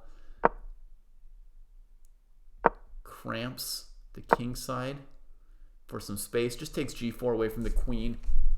He knows the moment he commits to queen f1, you know, black can start coming into this side or playing c5. So he wants his position maximally strengthened before he does that. He might even want, you know, g4 and rook f5 before he looks at a move like queen f1. But it's hard to imagine how he's going to make progress at some point without queen f1 from here. He could also bring the king over to this side of the board. Levant does not wait around. Makes the big pawn break. Takes it. Push. Oh, and this is the live position. They've still got some moves to make for time control here. Wow. And, you know, Noterbeck didn't have to allow this. He could have taken a move to play b3 or to tuck the king. So this was, you know, a specific opportunity that he gave Levant, and we'll see how good or bad of an opportunity it is. Thanks, Michiko. Welcome back to you too. So after the king moves, if the king goes to the first rank, black can play d takes e3 with rook d1 threats. b3, maybe the same thing with rook d2 threats. White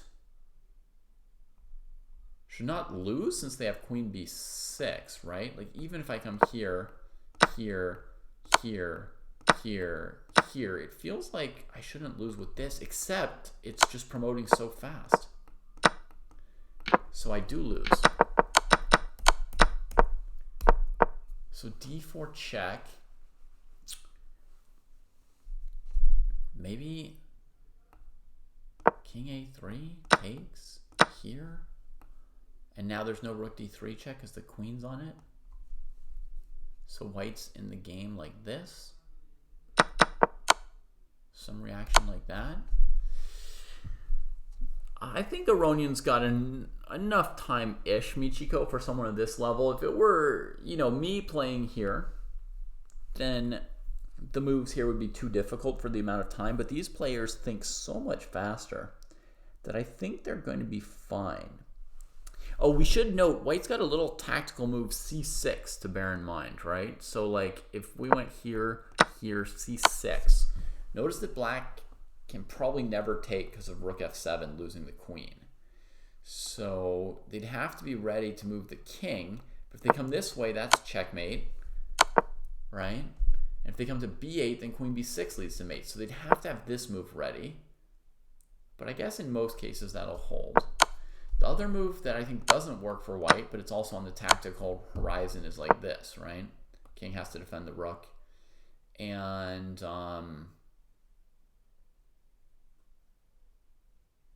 yeah, then I don't see anything for white in those positions.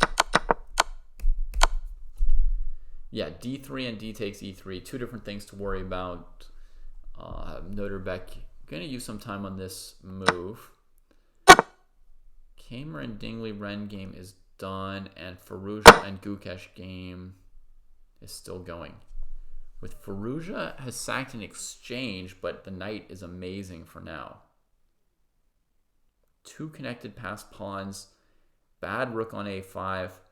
Firouzja might be pressing for the win, actually. His knight might be better than the rook on a5, but it's really hard to say. You know, once you get to the king, it's wide open. Black's king at least has a semblance of a pawn cover still.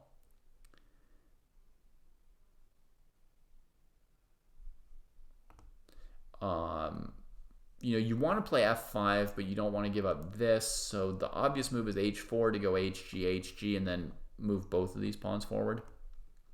But h4 allows hg, hg, rook h8. And that's what you've got to wonder how you're going to defend the king against that. So super tense position. I would rather be white, but I understand it's a bit of an anything goes position. He could also make a risky choice to take fg, because his knight's covering that file, and then you have to deal with rook e8, rook e4, I guess. Okay, so he doesn't let the rook through h8. So he's sort of trying to keep the whole board knight and king friendly. This is a wide open board to try and really keep the black rooks from getting going. Queen h7. Also a way to get in. Ay, ay, ay. What would white do about that? Again, rook e4 maybe? Or rook c4. There's no g6, queen g6 tactic, no. Queen h7, queen e4. Queen takes, rook takes. Doesn't quite work. All right. The queen tries to come through to f2. Rook f4 is super obvious, so what does he have planned there? Rook f4, rook b5. Rook f7, rook d5, check. Rook f4, rook b5, queen b5. Queen e6. It's kind of just a wild mess. Rook f4, rook b5.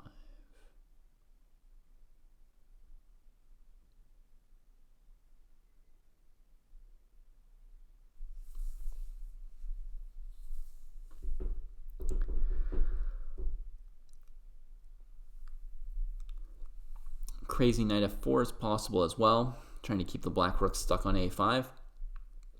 But knight f4, there's also queen g7, right? Just trying to get into c3. So it doesn't fully, and a1. So it's hard to keep. It's hard to keep this big a board under control. This is this kind of, you know, really open board calculation. The pieces have a lot of scope. It's really hard to calculate for me, and I think for most people. All right, so we get rook f4. I think Gukesh's idea must be rook takes b5. If the queen came from d7, I suppose, okay, it didn't. He could also maybe repeat here with queen back to d7.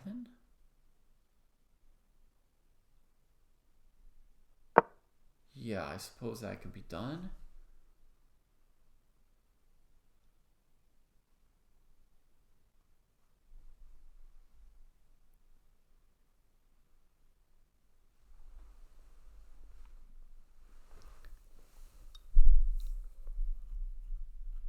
And now if the rook went back to b4, not only is he at least repeating, but he can then look at rook e8 there. And white no longer really has rook e4, rook takes b5 looking good. Actually, white would still have that. Wow! Rook c4 from Firouzja hitting the c7 spot for the knight, indirectly defending the b5 pawn. Yikes. The rook on a5 is just gasping for air. Gasping. You can't go rook e8, knight c7 anymore. Not a lot of choices. All right, Evan is on white side of this. It's dangerous, but it's the mix of the activity and the pawns that could win a lot of endgames. As long as that rook's on a5, we would guess that white's better. If the rook ever gets out of a5, we would probably guess that white's lost. So, of course, there are some perpetual check scenarios available here, or some scenarios where, you know, rook b5, queen e6 kind of thing happens, and you sort of give back the exchange as the rook comes out. So it's not that the game can't end in a draw. It might be very close to equal. But the strategic imperatives for the two sides are very clear, right? The rook gets out. In a basic way, it's winning. The rook stays trapped. In a basic way, it's winning for the other side, for white. So they have to fight around that, what their tactical opportunities are. Rook takes b7 question mark. I don't know where. Rook takes b5. Gotcha, gotcha, gotcha. Rook takes b5. Queen takes b5. Here, here, here, here, and the king gets out. So that would be a losing attempt from white. Then the more likely thing is here, here, here, here.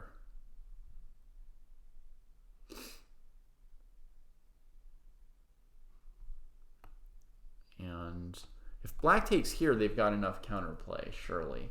So white has to take the a pawn. And then hope that black doesn't have a way to win this with a direct series of checks. They probably do, but let's just see.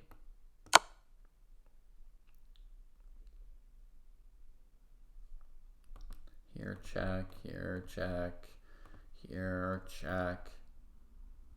So the only way to not give up this pawn is to give up the a pawn instead and come around here.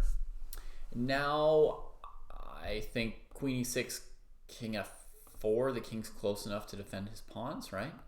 So maybe queen h2 is the best defense now, defending d6 and attacking this and trying to keep the king away from his pawns. If this king got near the pawns, then white's got good winning chances. So I think this would be the defensive move now. And yeah, then it's anyone's guess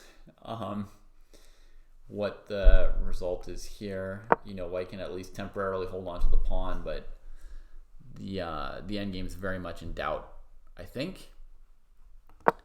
As we go through all that, Gukesh is in thought here. Does he have a lot of good alternatives other than that? I guess he could play rook c4, queen c4, king b8, something like that if he wants to keep going. He could trade and play d5. Knight c7, king b8, knight d5, and then come out. Yeah, so this is another move that he has potentially possible here. You can't play the queen d5 move, that's too clever because queen d5 is check. Your knight's hanging, so I don't see a million options for white here, but maybe queen b4 is a better option than my first thought. My first thought was, something like you take the pawn, but then after this, the knight's gone. So maybe you need something sneaky like this move.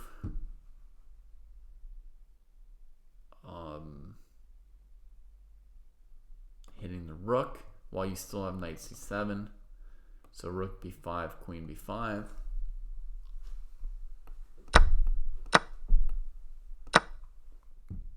And we're back to basically this endgame, pretty similar to what we just had before. Something like that. He's made a move, so rook c4, rook h8. All right, he left the tension here, and this gives white time for the huge g6 move if he wants it.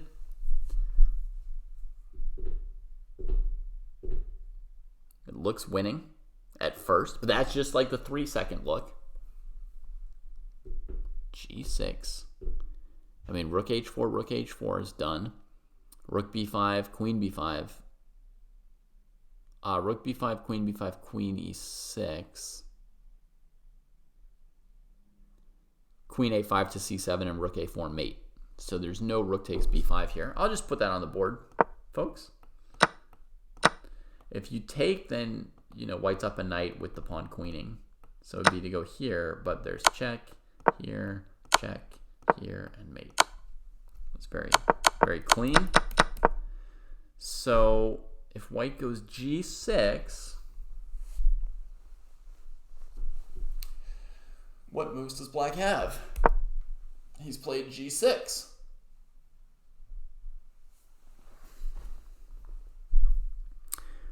We would imagine once the pawn gets to the 7th and the black rook is tied down, black's going to be dead, but he is going to get his king out of the fork here and now have real threats against this pawn.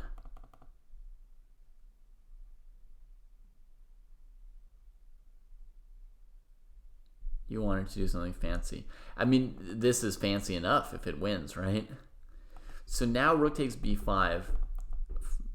Alirez's got to keep that under control now.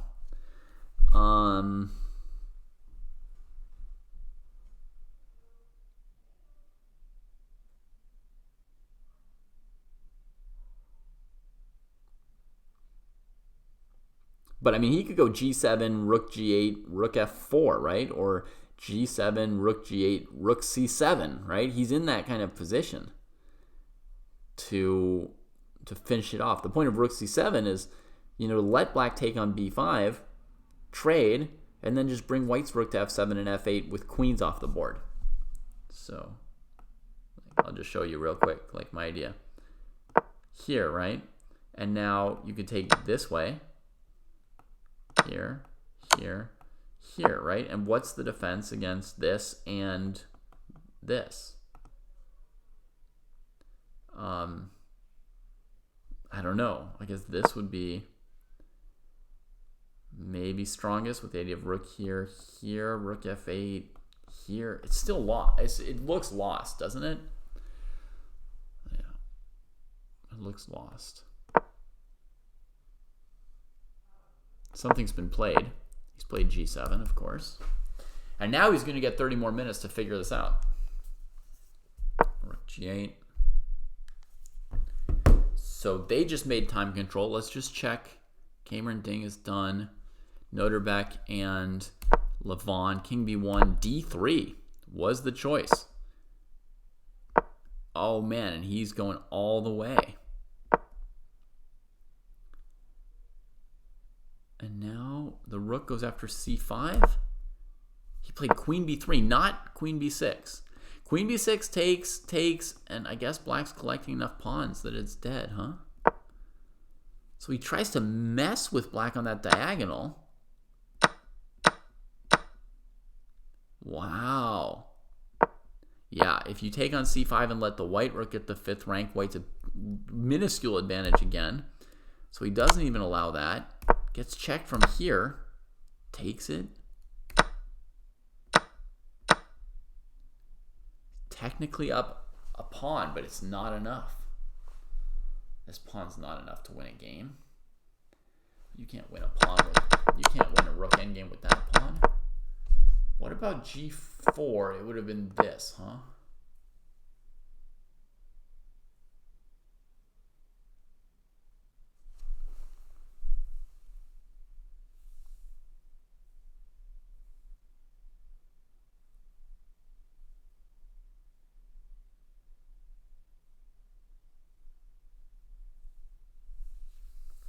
I think rook b6 to g6 is not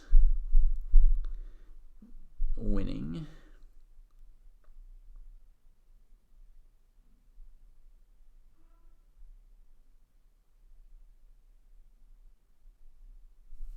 Yeah, I can see why he didn't do that.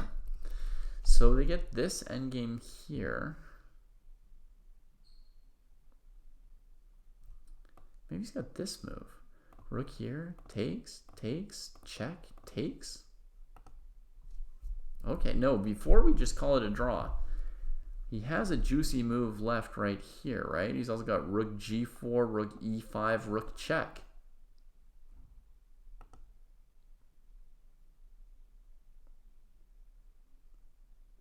Hang on, okay, he still has something here because it's his move. It's not just the bad pawn on b2. It's his move. Rook g4. I guess black will play rook g5, and you get the same position as rook e7, rook g5. So rook e7, rook h4. Yes, I see that. But then you've got the active rook, right? So you go here, here. You do this, right? And then you bring your king towards d4.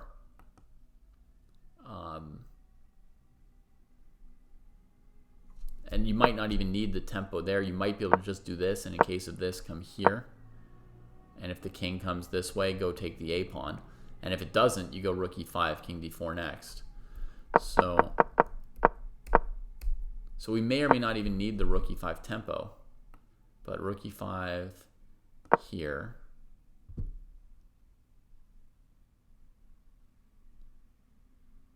Yeah. That tempo might save black. I think we could throw in this, and if here we go check, push back, and come like that. Hey. Hey, are you on your way? Yep, on my way. Because I should leave now to get... All right. I'm gonna raid chess 24. Kid time. But yeah, in the final position here, there's still a little something for Noterbeck here. Actually, could be very interesting still to see how this rook endgame plays out. And over here, I think Firouzja is going to win this game in the second time control. All right, I'll see everybody tomorrow for the final games.